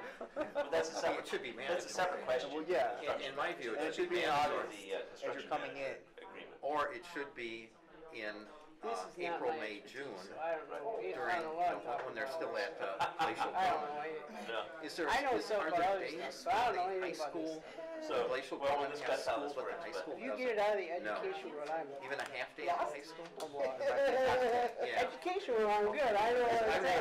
I'm talking about this stuff. I remember, it was the week before school, You can't do it. and it was No, really that's nothing right. about You gotta- studying, you it's just cannot kind do of walk regrets. around the place. And But it be was proud better to than those. admit that. So I don't, I mean, Yeah. and I obviously. But in this era, but then in my era, everybody looked like you and I. In this era, I don't want kids left behind. You know, when I went to that concert in New Kids York, I who went are growing up specifically in to see the dysfunctional Toy Town, families. the pianist for John Coltrane.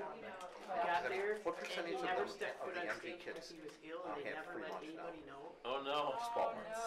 And I went to 16%, to 1 in complain 6. about it How many have at reduced? the intermission, and as I was Oh, playing 16% includes our free and reduced. We don't, theater that, manager I don't know that, I just Yeah. use that one number as a was free and one in reduced. hired Yeah, okay. William Mao in a wheelchair. Okay, good to know. All right, no And I met problem. him.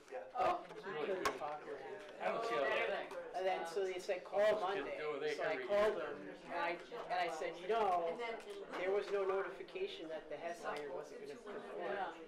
I want a full refund. They're like, absolutely, right away. And they gave me 20 hours off the next show.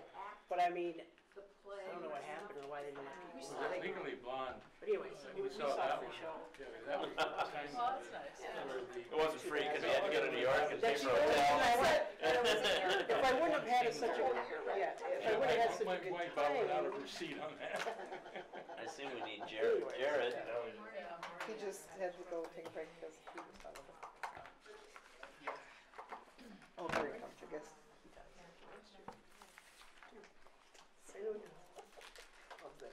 All right, architect and construction manager agreements. All right, so at the last board meeting during my report, I gave you an update. Attached the work in progress or the drafts of the contracts for both the construction manager and the architect. We have worked with Ann Wall with Van Busen Law Firm, who actually helped us write our RFPs when we sent them out. So the contracts are using the AIA, which is the architect's standard language, and so in order for us to modify those, we needed to work with an attorney to ensure that what we were putting into the contract matched what we requested in our RFP along with the proposal. And so some of the things that we were waiting on at the last meeting was just getting insurance certifications, making sure that we had the correct hourly rates. So they all have been reviewed and are updated for your pleasure. Could you describe the main terms of the these two agreements?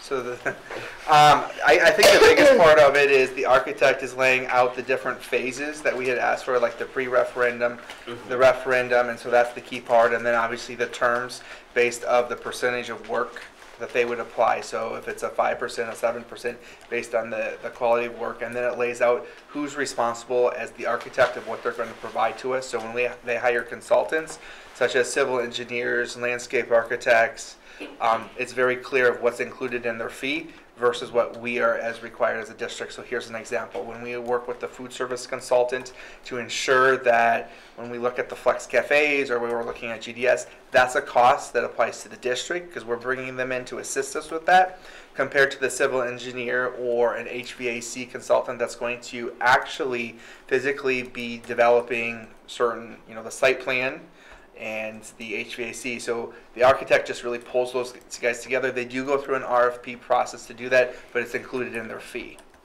So that's really the main part. And then it talks about liability, ensuring that there is correct insurance coverage in case there's something that does occur.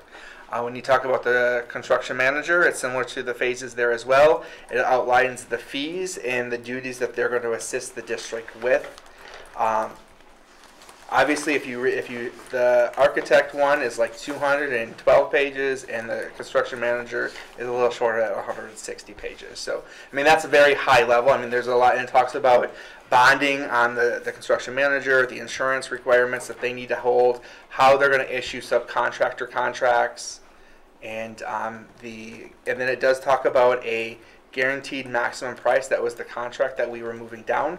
So that price will be locked in when we get to 2 more steps away. So we're at we're getting close to the design approval. So once that says, and then right before construction design goes out, we will have an idea of what those dollar amounts look like. And so they're locked in, and that's the price that both the architect percentages apply against, as well as the construction manager. So when they are actually, the construction manager is out getting bids on concrete, steel, those are dollar amounts that will come back and be reviewed by us, but we do know that we have a maximum amount of money that we will be paying on the new school and all the referendum projects that we have listed. Okay.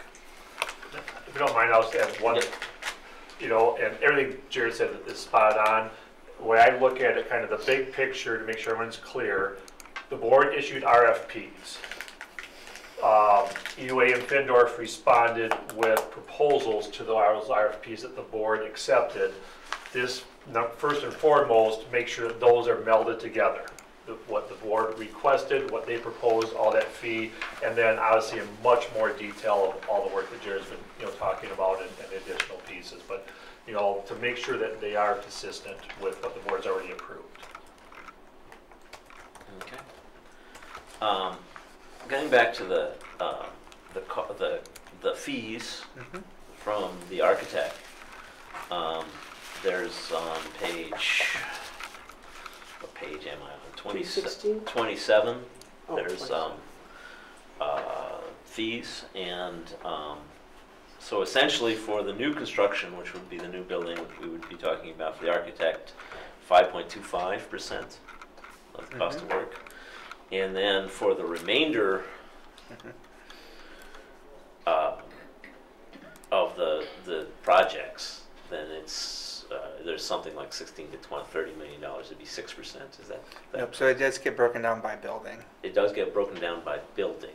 So There's multiple different multiple different projects by building. okay. So Taylor Prairie is going to have a different percent than Cottage Grove School, and so we're not at that. So this just lays out what that percentage potentially looks like, and then once we get to the final design, then those get locked in. Because what you don't want to do is lock them in after this latest design, because there's a lot of, I don't want to say, there's a lot of planning that goes into it, but there's also a lot of thinking outside of the box. And so as the architects put things forth for us to review, there's a dollar amount that comes with it. So we just approved, Daniel helped out me, what did we just sign off on? Schematic design. If we locked it in, our budget would obviously be much more inflated because there's a lot of things going on. We still need to go through trimming that and making decisions of the type of concrete that we might be putting in, the type of steel that we're looking at, what did the windows look like, what did the doors look like. Those all will have a price, so those will now start being decided with a little bit more of the details, and that's why we want to, that's why there's not a specific dollar yet, because we're not at that point of really saying that the new building is going to be 35 million or is it going to be 32 million. And so that's the part of where we're at right now. And then for the Findorf contract, we have the same thing. You have 30 million above 1.3%, which I assume would be the new building, and then 1.5% for $5 to $10 million. Correct? Those are their fees. And that's the construction manager's fee. And then work that they self-perform, they give us a table of rates. For example, Mason is $76.23 an hour. And those are the rates that they would be charging us for work that they self-perform. So that's somewhat correct. Okay. So they will have to go through a bidding process, Right. just like everybody else.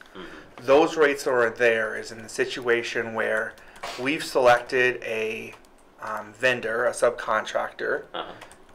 Findorf contracts with them, and they don't come through, and I need to ask Findorf to take care of that. Okay. I have the dollar amount pre-established now, but if they bid on something, they might have a whole package which will come in much lower than those. Okay. So what it is a guarantee that if something occurs, so that's what's nice about working with the construction manager, is that if all of a sudden a vendor happens to take on too much work in the summer and can't get to it, and we need to open the school in August, we can rely on Findorf to come in and perform that without me just saying, I need you to do this and we'll wait for the bill. We'll know this is what the hourly rate's going to look like versus going out to bid.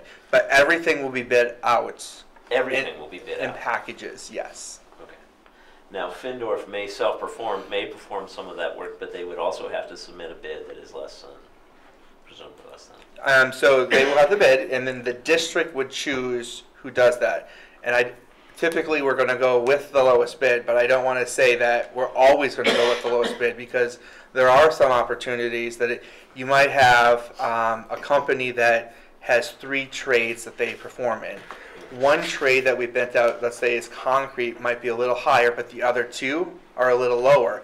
If we go back and negotiate that, yeah, you get all 3, it might be a little lower than that, versus a company that is always the lowest, but we might check references, and DeForest is having an issue of getting them to be on the job. Or it might be a decision that we make as a board or as a district to say, they're local. We are willing to spend maybe $1,000 more because they're a local firm. Or we might have worked with them with our HVAC in the past. It might be a little bit more expensive than someone else, but we know they know what's happening in all of our buildings. So I would agree that majority of the time we're probably going to be looking at the lowest bidder, but ultimately we have to make sure that we're looking at the complete package. So I brought this up before, but I personally would like to only do union. I don't know how everybody else feels about that, but sometimes you go the lowest, and I would like the building to be standing 3 years from now. So I would prefer it to be a union. Isn't Findorf a union shop, though? What's that? Findorf is a union shop. Hang on a second. They may be subcontracting with shops that are not. Right. So, but that brings my question. When Findorf has an RFP, goes out to bid for a particular, say, to pour concrete or whatever, who gets to decide? Do we have input on the terms of the request for bid proposals or bids? I guess it would be a bid process, or is it Findorf alone who makes this? Nope. So what will happen is Findorf will obviously use their experts in their office to write the RFPs. They will share that with us. Right now what they're doing is they're asking us for vendors that we've worked with that they want to ensure that we send the RFP to. Okay. So there is that, and then the RFP proposals come back to us, and then so we open them, and then we will give them to Findorf to put into the spreadsheets and really do a lot of that analysis. But we are part of that. We make the decision of You who make we the hire. decision on A, what the bid will be for, and B, what. Yep. So obviously Findorf is going to recommend to us that you package these 3 items together. That's they're an expert in that. Obviously. Then we're going to say, we want to make sure that you send it to at least these vendors because we have relationships with them. They also will send them to vendors that they're aware of. But when it comes back, we will select who we go and work with. Okay. If it's whatever company. Right, but if we wanted to put in there mandatory drug testing of employees or something like that, that would be something that we would have the authority. We could definitely express that to Findorf, but I would suggest that would be a No, I'm just Yes. right. I'm just throwing that as an example. That if something Yep. that's something that we want to do. If that's something you we want to have do, the the director opportunity. would have the company. Yes, Okay. from the board. All right. And Question. Susan? how do we have I assume we have some kind of contingency amount? I mean, like, there's a lot in these contracts about change orders and that kind of thing. And it seems to me those could be a little concerning. I mean, just in terms of a lot to handle. Yep. And sometimes you may go over the original amount. And I mean, do we have? Yep, so we build in, so when we're working with Findorf developing all of our budgeting spreadsheets, it's broken down by building. In addition to that, broken down and we add in the fees. And then each project has a contingency based on prices and based on industry standards. And so right now we're looking at a design contingency. And then once we have the final design and we're ready to issue construction documents, that whatever's remaining in the design then goes into the construction. But right now we're holding a design contingency, and then when we move it to construction, we'll add a construction contingency as well. Because there's always surprises. Right. And then the change orders come through that, and so we ensure that if we do increase that, that has to be approved by the districts. And you feel comfortable with the construction manager helping to handle some of that? I mean, you have EUA and... Yep, so EUA, not that they're obviously active in the construction process, being on site, ensuring that their blueprints are being followed. But the change orders all have to come through Findorf, and they have to come to the district through a form, and so we are able to track that. So I do feel comfortable that we would be able to maintain those. That's where all the magic is in the change orders, isn't it? Right. And you want to limit change orders. Dean? I passed out the owner's rep kind of thing that owners reps do here. I have this list of items I have cross-checked with two people who live in our community who are very close to construction and know what they're doing. And this was, my original list was modified and changed and that sort of thing from them.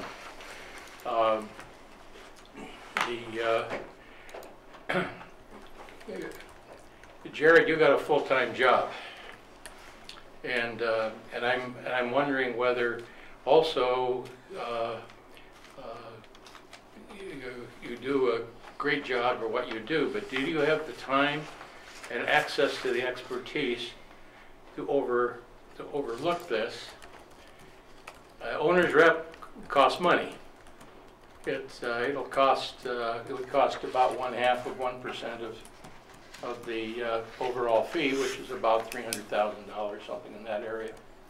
And the question would be is that we would have our representative on site through every phase of this, right down there, to ask these questions and to be a double check on $57 million worth of construction. And this whole list of items, ranging from not only their expertise, which were the first items on here, but provide alternative solutions. I hear that Findorf will do some of that. Findorf has a good reputation, and that sort of thing. I'm not questioning that. Assures that all insurance and requirements are met among the project. Seeks to control costs for the owner. Assures that all safety, quality, and design and construction are in place. Is a third party lying between the owner, which is you, us. Allows the owner and their staff to focus on our central mission, which is your job, Jared, your regular job, and Dan's regular job. Can offer advice for alternative plans, participate in alternative designs, ensure that all that specifications and standards are not only within the contract, but that may be local or state. And these are minimal expectations and duties. It's a big job. We've had owners reps before and they've served us well. And I guess an owner's rep in reality will cost us $300,000 or something like that. But that is the 1/2% of $57 million. And I'm concerned that we will have the quality done right with change orders and specifications that are done well, and that the oversight can be done adequately. Jared, you're a good and proper servant of the Lord, but you also have a full-time... I can't second that. What? You'll second that? I won't second that, okay. But I'm concerned about your full-time job, and while you're good at what you do, I'm wondering about your range of expertise and whether you feel you have the adequate resources to go to in doing this. And so if nothing else, I'm just throwing out a word of caution to the board and to people here that we have $57 million invested in here. I think we've hired a good contractor. I think it seems to me that the process of developing this is very good, but this district has benefited from owners reps in other situations where it has saved us quality work that was far more than the expenses that went into it. So I'm asking that as a question, asking the superintendent and Jared and anyone else who wants to raise questions. And I simply may be a prophet screaming in the dark, but I think owners reps are out there for a purpose, and they have served us well in the past. And I'm asking some consideration that even if we do not go into the owner's rep as a full contract, that we are much more readily provide Jared, the district, with with resources as necessary beyond what may be in the contract with the situation as needed or something like that. That's my concern, and I'm just trying to throw out a red light in a group that I see green lights on go. Okay. Susan? I have to say, when I read through these contracts today, I will admit I skimmed through. I started reading them and then I skimmed through because they're really long. But I thought the amount of work is really overwhelming, and I had a lot of the same concerns. That's why I asked about the change orders, because they were mentioned a lot. I thought, man, it's going to be a lot. That's really a lot. But I also noticed that you can hire an owner's rep. I mean, right now, Jared is identified as the owner's rep, but you can hire one later with 7 days' notice. And so that's also a possibility that's out there if you're finding it overwhelming. And I just want to make sure you feel free to bring that up if the need is there. You know, if you feel like it's not working, if we don't hire one at the outset, to know that that is still an option. Because I don't know how it works if specific questions come on. I know you mentioned before the specialist idea that if there's, for example, when the high school was built, there was apparently some disagreement about the kind of roof. And it was a different construction company, but they wanted to put a different kind of roof on, and then the district had decided to do a higher quality one, and the cost was going to come in of that and other changes, like 1.5 million more. And the owner's rep was very helpful in getting that back down and getting the kind of roof the district wanted in the first place. I'm getting that through another previous board member who was involved at the time. So those kind of things can come up, and you know, then I just so you know, you would have the resources to go to, or that you shouldn't hesitate in saying, hey, I thought I could do this, but really this is killing me. I mean, because we don't want that to happen. So anyway, as I read through it, was reading through it today, I just thought, wow, this is on top of your regular job, could be pretty overwhelming. So I don't know. I just don't want that building, Jared, you know, when that school is built and the west wall collapses, that there'll be a plaque there that'll say, this is the owner's rep. I'm just, okay, I'm serious though on this. Susan's amendment, so to speak, is that we may be able to go to an owner's rep at a lesser cost at a certain time, or on more targeted processes will be there. I don't sense that administration is going to support this proposal, but I would like to move us to the point to where it will that you don't have to eat crow to come back and say, I need help because of time or expertise or resources to address particular problems that come up. You may not know when those problems are, because which is a full owner's rep might give you. I think that I realize the contract with this one is different than many other contracts, but I still think there is some fundamental conflict of interest built into this contractual arrangement that cannot be overcome only with internal arrangements within the architects and designers' recommendations, and whatever expertise can be offered by a gang of educators. Okay, that's my concern. Eric? Can an owner, is the owner's rep, can that save money, even though it's going to be $285,000? Is it possible you have an owner's rep that, I don't know anything about construction, but if they're looking out for the decision-making process, there's somebody there at all times to look over our investment in the construction process. Has it been proven or shown in any way that owner's reps can save money because they save a mistake from happening or something? There's certainly the potential for that. Yeah, go ahead. I was going to say that the last time we built the building, which was the middle school, we had an arrangement with was a general we contracted with an architect, designed the school. We then hired a general contractor, which was Vogel Brothers, to build the school. And the general contractor, and they go out and they build you the school. And we also hired an owner's rep to watch. That was Mike Huffman to watch over the process.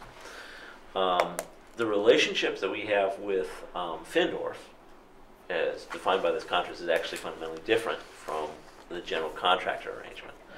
And my only thought relative to an owner's rep is we need to understand those differences and how they relate to the management of the contract. Because in reality, this is a much more open contract. It's also more work on us because we're going to get these bids to prove. And before it was, you know, if Vogel Brothers wanted to pour concrete, they went out and hired somebody to pour concrete, or they did it themselves.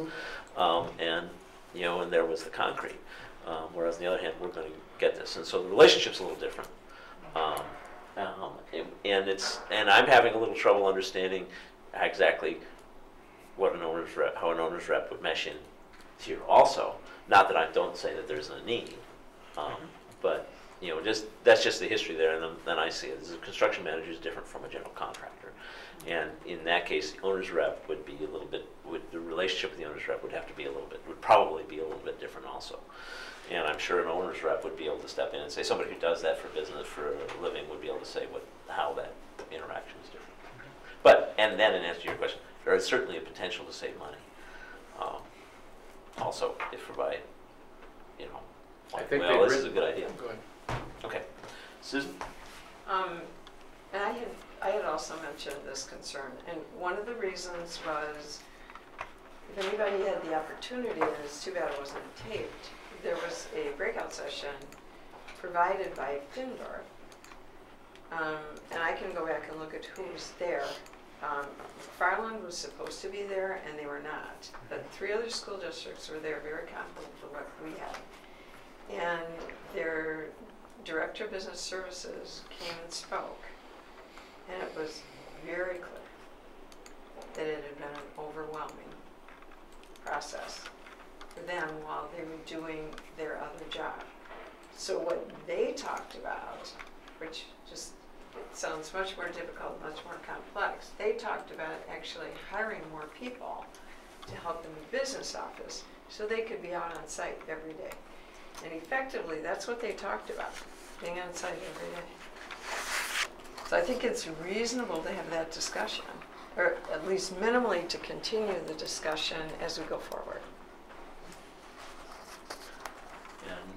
And just for the record, that Monona, which is a big building project, $182 million project, is also hired an owner's rep, and they hired Huffman Group to represent them, and they're also dealing with Findorf as a construction. He also is a board member of the Cambridge School District. Is he? Okay. That's more recent, but he gets us, so. I was just going to comment, we don't have to make the owner's rep decision in order to approve these contracts. I mean, I think it's important to approve the contracts tonight, and then we can consider that later. Right? I mean, it's a different question. I mean, obviously, it's not related. A good conversation, right. But the if these 2 contracts won't change, right. If ultimately we decide to bring in other consultants or an owner's rep or whatever that looks like. I understand. But nope, I think it's a valid point. And I was hoping to, that we express the terms of these agreements. I was just going to add also, when Findorf at the end, toward the end, they list a lot of their projects, and a lot of them came in under budget. They either came in right on or under for the most part. So it's interesting to know anyway. Well, that would be the guaranteed maximum price. Right. Well, they came under on a lot of the guaranteed maximum price. So yeah. Jared, can I ask you, have you worked with? You've mentioned McKinstry at times, and have you worked with other contractors and things like that? Do you have access to expertise beyond your range of work and skills that you could go to? I have a list of individuals that we have worked with in the past that might not necessarily be selected. So I might throw McKinstry up because that's something that we work with. You mentioned that earlier. But we can also be looking at some of our vendors that we currently contract with. So when we're looking at HVAC, if we choose not to look at McKinstry, we can look at Honeywell, and even though they haven't been selected, we could ask them, like, what are some of those things that you're seeing? civil engineers. So there are a number of civil engineers that we have done work with that they are not the civil engineers that were selected. So there are, a number of vendors out there. I can't think of the list specifically to tell you, but because each of them are a little unique and it depends on. And then the other part of it is we're pretty fortunate in Dane County. There are a number of schools that are going and building projects right now. So having a relationship with those business managers at McFarland, who just can complete, Verona, Middleton, Cross Plains, DeForest. And so if there are things that do come up, that was one of the things as we entered into this early on and entering and issuing RFPs and having that conversation about owner's rep. I reached out to each of them, and obviously Verona has chosen to hire an owner's rep. There is a unique unique situation with their business office. They don't have a fully contracted business manager because of changes that have happened. But obviously, I'm not saying that's the reason they went with it. Of all the ones in Dane County that just completed projects, they were the only ones that were looking at an owner's rep. Everybody else had talked about really being able to reach out to specialty groups and having them to come in and assist you. That's one of the things is that we do find that we need to do that. Obviously, I don't have an issue of talking with Dan and us having that conversation. Per board policy, if it does exceed that $25,000, we bring it to the board for approval, and that's where the support comes for you guys. But I can tell you that I won't have a problem of if all of a sudden I'm hearing something going to Dan to say, hey Dan, I think we need some assistance on that, and how does that get incorporated in, or what do we need to look at. But I think it's just beyond just having a list of vendors that we can go to, just having that relationship with other school districts that are going through the project right now to say, hey, we use this and they were really helpful, so maybe you want to give them a call. When we talk about just recently this week and how that relationship of CM and architect works for the district with the CM side of thing, we're looking at a 2-story building, and there are different ways to build, concrete. Is it a precast floor, or is it pouring the slab? And the way that UA had it drawn is one way. Findorf actually came to the table and suggested that we do it a different way, which was a savings of $300,000.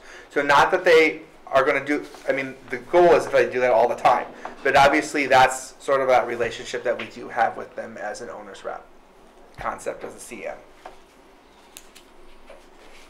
A lot of, just go down this list when you're at your leisure, and maybe you and Dan could talk about how you can, cover your hind end on a whole lot of these things here, because it has a lot to do with insurance and all that kind of stuff. And I think that, I think I would feel more comfortable if at least there's some assurance from you and Dan that that you wouldn't be afraid to say you were wrong and not having an owner's rep and be able to come back and say, we need help at this point, or something like that. Susan? Get ready for a motion? Yeah, absolutely. I move to approval of the contracts with Epstein UN Architects and J.F. Findorf and Sons Incorporated as presented. A second. Been moved and seconded. Discussion. Okay, all in favor? Aye. All opposed? Motion carries. Which doesn't mean we can't come back. All right, we're down to discussion items, discussion and consideration items, starting with the policy revisions. There's 2 items on here: the student representative of the board and the school calendar policy. So the student representation on the board, we had talked about obviously at a previous meeting, and we had copies of all those other districts' policies, and we kind of went back and we looked at WSB things also, and went back and decided we really basically liked a lot of our old policy, but we tweaked it a little bit. We felt like it could be someone from among the sophomore, junior, or senior class, and we felt like we wanted to. We talked about, what should the expectation be of how many meetings. We just decided to not mention that and put in that we expect them to attend, sit with the board, participate in meetings, excluding closed sessions, obviously. And if the student says, well, we may be going to one meeting once anyway, but if the student says, clearly if there are times they can't come, they can't come. Just to try it out, and because this would be kind of a new thing. And then just making it clear that they are in an advisory capacity without any authority to offer motions or vote, and that they should feel free to enter into discussions. And that they are encouraged to communicate with other students. A lot of them required them to go back to their student government, and because we don't really have that, but we have all these student groups, that would be the idea there too, so, depending on who the student was. So in other words, we tried to allow for one, but leave a lot of flexibility with what their role would be within the legal requirements. Has any thoughts on this? Anybody want to provide any feedback to the committee for? Or no? That seems fine. Looks fine. Okay. And then the school calendar policy we looked at because the personnel committee had requested that we do that. And we felt like in policy what was appropriate was just to define what the parameters of the calendar committee would be by defining the calendar. So you see that word in green where it says the board shall determine annually the calendar, which shall include the number and designation of days when the school shall be in session for instructional purposes, and then it goes on and talks about contact days. And then the original sentence was the superintendent is authorized to work with CSA in development. We thought that was kind of dumb because he can always do that. So we struck that last part and just said the superintendent will develop the calendar and will seek staff input in this process. Actually, you want to pass that back down to Dean. And you can keep that, Dean. Because we felt like whatever the process was for seeking input doesn't belong in policy, and we just wanted to put in policy that that expectation is there, that the superintendent would seek staff input, and that's as far as we wanted to take it with policy. Okay. For that. And then the next item, there were... Question on this one. Okay, sure. So is it your understanding, and Dan, is it your understanding that could mean that in the handbook we could define some elements of that process? The board can do as it chooses for the handbook. No, seriously. Yeah. That we, I think that this basically credits some kind of participation in the process, right? And I think could we work to get some kind of language in that forms a committee or something like that? That's mine. Well, I mean, you've heard my recommendation over and over that does not belong in the handbook, but the board can choose as you wish to do. Okay, so the other one is a little different. When we worked on these policies, a lot of them mandate that the superintendent create related administrative guidelines, and some of them really don't need to have those. Some of them have them, some of them don't. And we decided it was problematic because if it says he has to do it, he has to do it, and it seemed redundant because additionally, the board policy 0132.2 clearly delegates the development of guidelines to the superintendent. So putting this language in some separate policies by itself is redundant, and it can be problematic if it says there are going to be guidelines and then there aren't. So there are a lot of them. There are about 90 or something on here. So we weren't expecting you to go back and read them all, but we put them on here as a first read in case anybody wants to do that. So the plan would be to remove that language from each of these policies. No other change at all.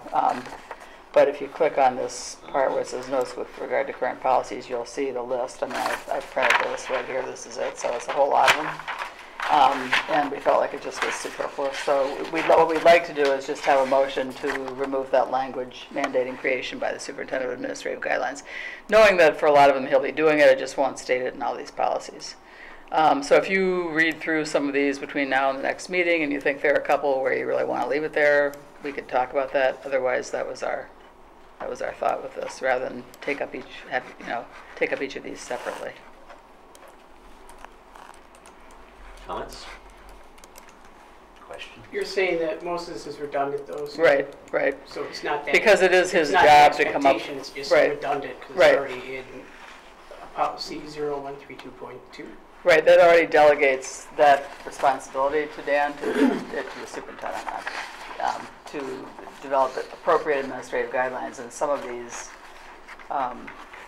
just don't really need them. And so it's to specify certain policies that have to have them doesn't seem to be a good idea.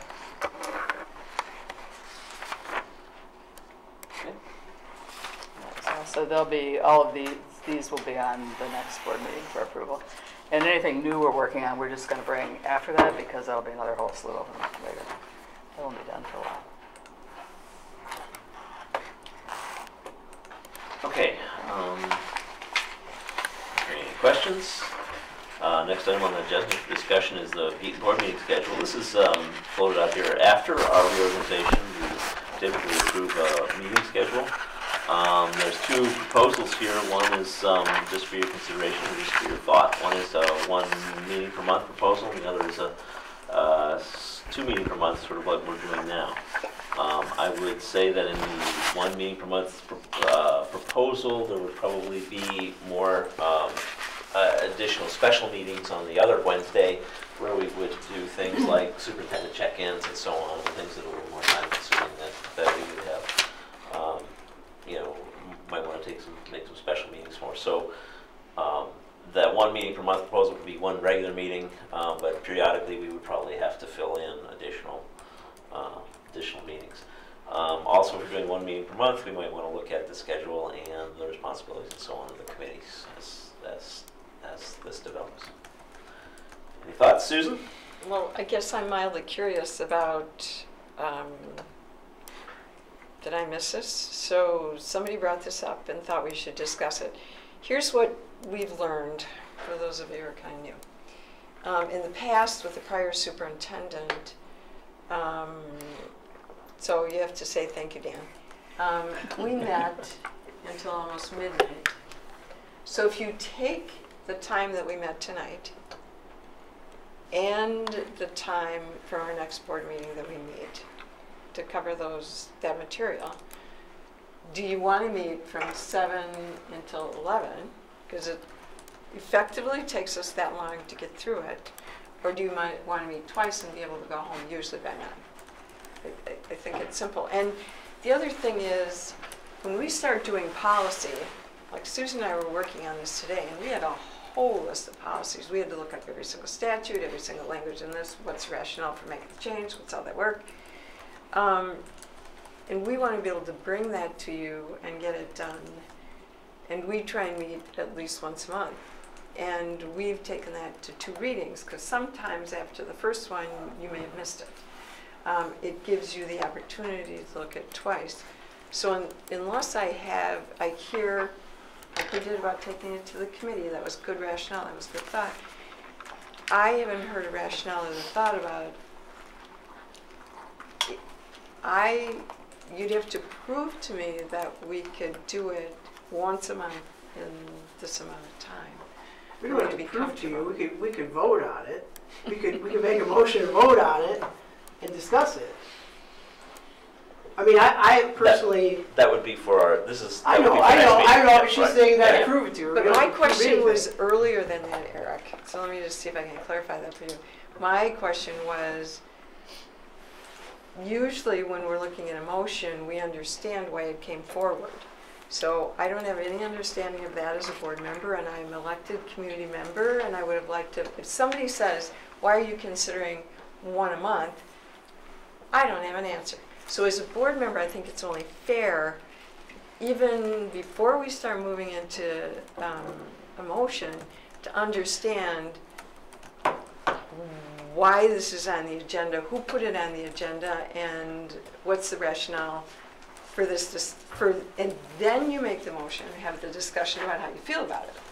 But I don't know why we're here on this. Susan? Well, it's under considerations, but the explanation says we'll be approving it on the 24th. So I don't think the plan was to actually vote on it tonight, was it? It was just to discuss it. Just a, and I think it came up because we had when we had the 2 meetings a month, and they did both of them ended up being long before it. And we tried having one where it was mostly business and one that would be other stuff, discussions, and it ended up getting blurred because deadlines would come up and decisions had to be made. And that's why we just said, okay, let's just do 2 meetings a month. And it is easier when you're doing things like a policy change where you want one reading and then a second reading to approve it if you have them 2 weeks apart as opposed to a month apart probably. But I think the reason this came up was because we now have committees again, because we had done away with most committees too for a while. We only had, I think all we had was policy, and then we had personnel, and now this year we've created a couple more committees. So board members are going to more meetings, and I think that's where this, and we've had a couple pretty short meetings, and I think that's what led to some of this discussions. I'm still not sure how I feel about it.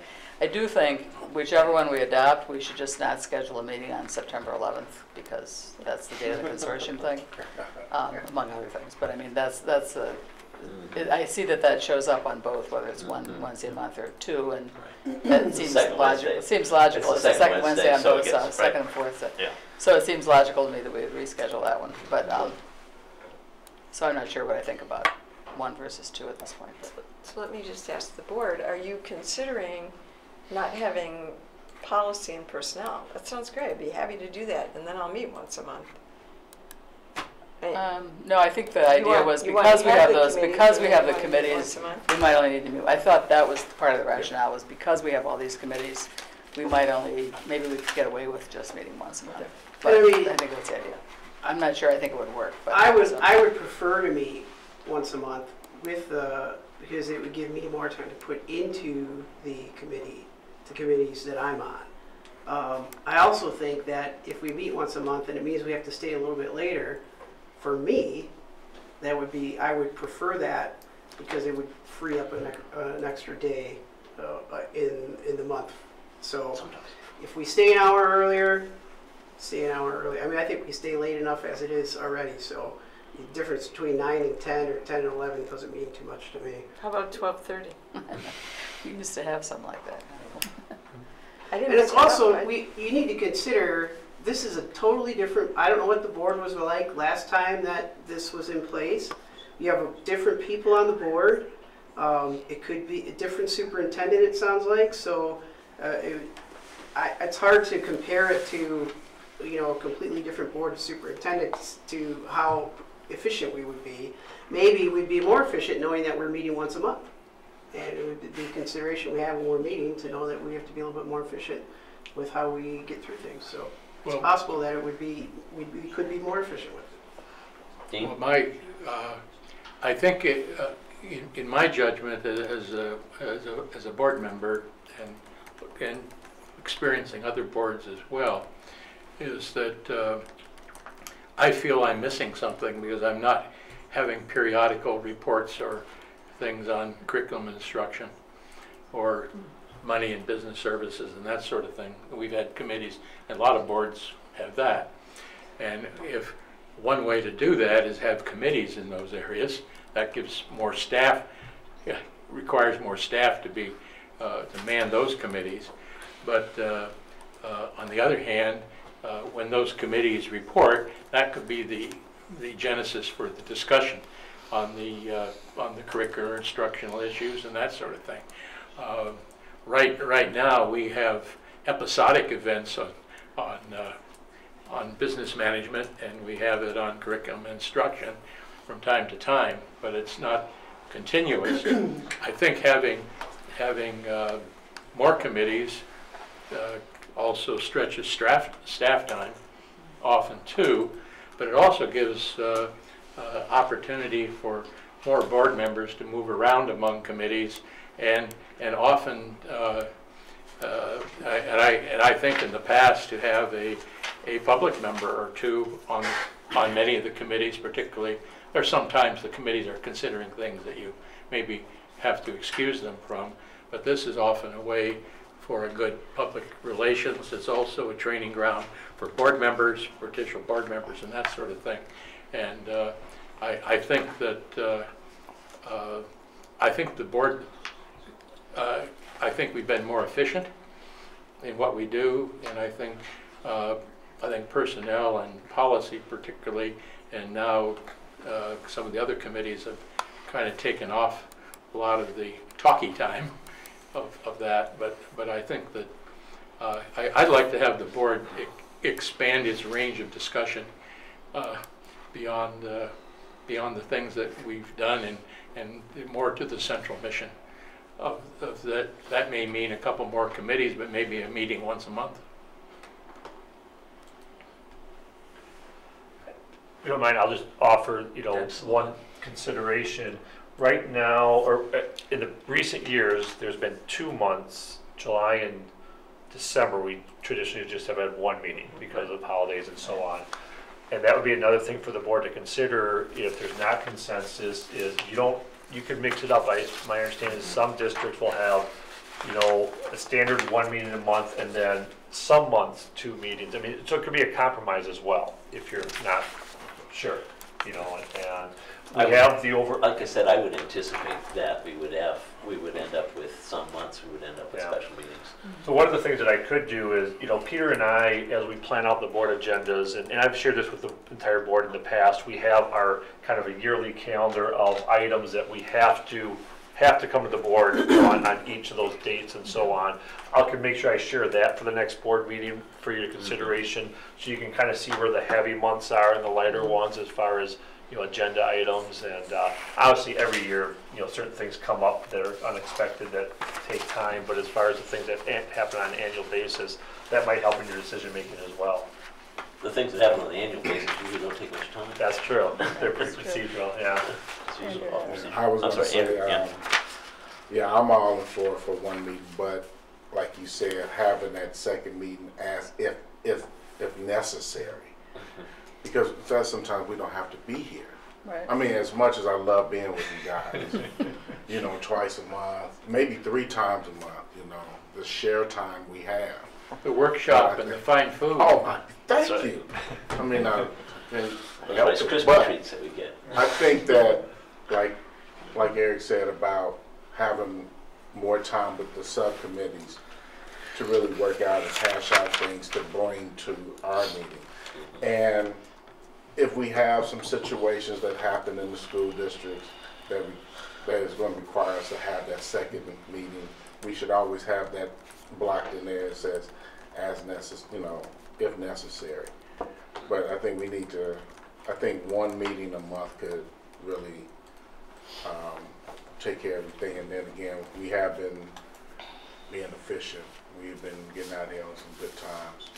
So that's what This item is just on here to put it in your heads, so you can see what the schedules look like. We'll bring it back. Normally we do it right after the reorganization, but we don't have to do it. I mean, we can take a few minutes, a week or 2 to do it. Well, not really, because you can't.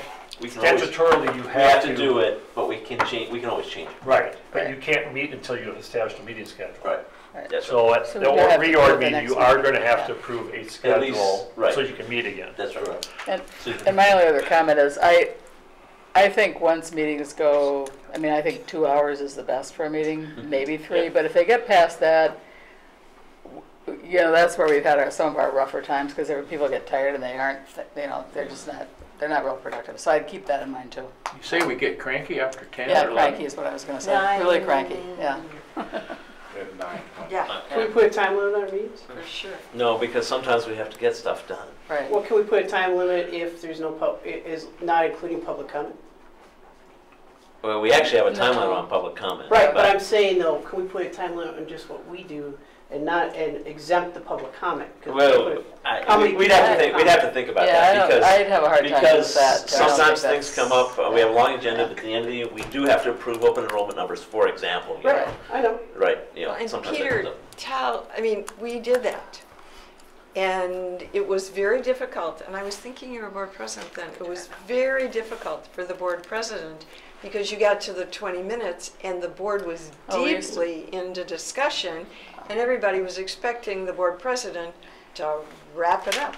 And the board was in no way ready to do that. I think that's a little different. They took the time frames off. In fact, that we were advised legally we shouldn't be doing that. But that's a little different than what you were saying, a total limit on the total meeting time, not on each item, right? Right. We can't do it on each item. Right. Legally, The total meeting time. It just makes make a meeting more efficient. We can always adjourn. We can always adjourn anytime we like, but sometimes there's business we have to accomplish. Shall we go to the facilities planning update? Sure. Please. Okay, so in the written report, it's just an update of the last 2 weeks. Again, some of the work that has either is ongoing or has completed. So I think everything on there is pretty self-explanatory. To answer any questions that you have on any of those items. And then in addition to those items, I thought I'd just comment briefly. It came up last night at our community update, as well as some individual board members, about the process moving forward with regard to working with the Village of Cottage Grove on our approval process. And so you see a couple items reflecting some of the conversations we've had. So we've had several conversations, particularly with, again, the village officials, the village administrator and planner, to make sure we're completely clear on the process, about the approval process and so on. So we're good to go there. Our expectation is to have our first formal meeting in May, where we present our preliminary site plan to the Planning Commission. And so we're not on the agenda yet, but that would be the plan. Certainly the board would see that before we take it forth, but it'd be very much similar to what you've seen already with that conceptual drawing and that site plan. Do you foresee any problems in this whole process? I think there's two things. One will be fees and costs that we'll want to be very diligent about and need to work out with the village. Okay, and then as far as the actual site plan, one challenge that could occur is the property adjacent to the district property that's residential, about any expectation for connection of those residential roads. Okay, and so that was just, we've had some preliminary discussions, about that, and so that's something that this board will absolutely be involved in those discussions as we move forward and begin those. But that might be one challenge we face. Because any improvements we'd have to pay for. Yeah, Any improvements? Right. Well, on our property, so on our obviously property, we would want to and limit that adjacent, very in front of our much. property, adjacent to our property. Yeah. The question would come down, though, I think the difficult questions would be what happens at the intersection of Bus Road and Cottage Grove Road, for and example. bus. Yeah, That's where we would have to have a little more absolutely. difficult discussions. So That's exactly, so the roads, at the meeting last night, one of the questions was about the roads, and again, it was a neighborhood group. They wanted to know about the internal roads within the site, but they also wanted to know, if you try and turn left off of Vilas Road after 4 o'clock in the afternoon, and that's going to be affected. The other thing they asked, the questions appeared to be fairly pointed with occurrences from glacial drumlin. Mhm. And it was about the roads and who's paying for the roads and what's required. And what was the other? They were very specifically about that project. Mhm. Oh, I know, the user agreement, the 15-year user agreement. Well, that hasn't even come up with this property, right? There's not a plan. Maybe it was a discussion after the meeting, because that was a question that came up about, do you plan to have that discussion? So people are just wondering in terms of things that we did before, what our approach is going to be. And again, that's why it'd be very helpful for us to have a really good solid plan for our plan for the needs for the use of that property, soccer, football, track, whatever. Yep.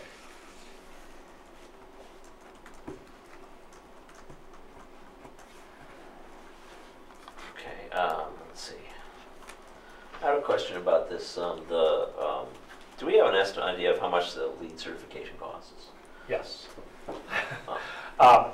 Every individual item has different costs associated with that. Mm-hmm. Obviously, we have not made any commitments at this point, but so that's something that as we move along, we can certainly make sure we share that out. We've had some we were shared just very rough estimates of certain projects about of what those types of costs might be. So I don't have that document with me, but I mean, I'm all for a building as energy efficient as it can. The question is there a significant cost of the LEED certification? Because I'm not for certification for certification's sake. Agreed. I appreciate you saying that. That's the position that Jerry and I have taken, that we want to do things that make sense, that are good investments, you know, towards energy efficiency and so on, but not to invest money just for the sake of getting a certification. Yeah, that would be the, so as we've had one preliminary discussion about what some of those things might be, as we move down that path further, that'll definitely be something that we'll share out with the board. Dean? What is the status of sustainable energy issue that have been brought up before tonight even? Okay. So the LEED certification and the LEED type things are really more about energy efficiency, you know, of the design of the building. And then specifically with regard to sustainability, looking at the main HVAC system and whether, again, we go with geothermal, which is what we currently have at GDS. We know that that would be, how should we say, the most environmentally friendly, maybe not the most cost effective as far as potential, you know, savings. That's what we're in the process of getting, determining now, as far as that viability. So that would be one major piece of the new building. And then the second is, regardless of that, the idea of the use of solar panels. And so the intention absolutely is to have the building that is capable of utilizing that. We're be exploring grants, you know, for that. And so whether, you know, how much we're able to do right at the beginning versus adding on later on, we definitely want to make sure we have that capability, you know, to utilize solar energy. So those are really the two big, you know, items. And we could possibly do both, right? Absolutely. Yeah, right. Yeah. What was that? Actually, We could do both of those. they naturally go together. Right, yeah. Absolutely. So I guess I would say it's very much a goal to open the building with at least some solar, you know, energy. Question is how much and what will that cost be? And that's where the Monona Sustainability Committee folks, I think, they're very committed to helping assist us with finding those grant opportunities. And we're going to take them up on it. That's good. Okay. Future meeting dates, our next board meeting which will be the reorganization meeting, which is, will be April 24th.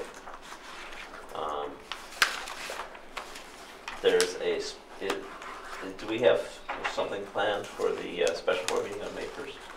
At this point, no. So we've had it as a placeholder, but we're looking at the next board workshop with facilities being more mid to late May. So at this point, I think by next week we should definitely be able to determine if we're going to have that meeting or not. But at this point, we don't have an agenda. Or we need that. Anything else for future meetings? I'd ask for a motion for adjournment. Adjournment. So moved. Is there a second? Second. All in favor? Aye. All opposed? Motion carries. Thank you very much.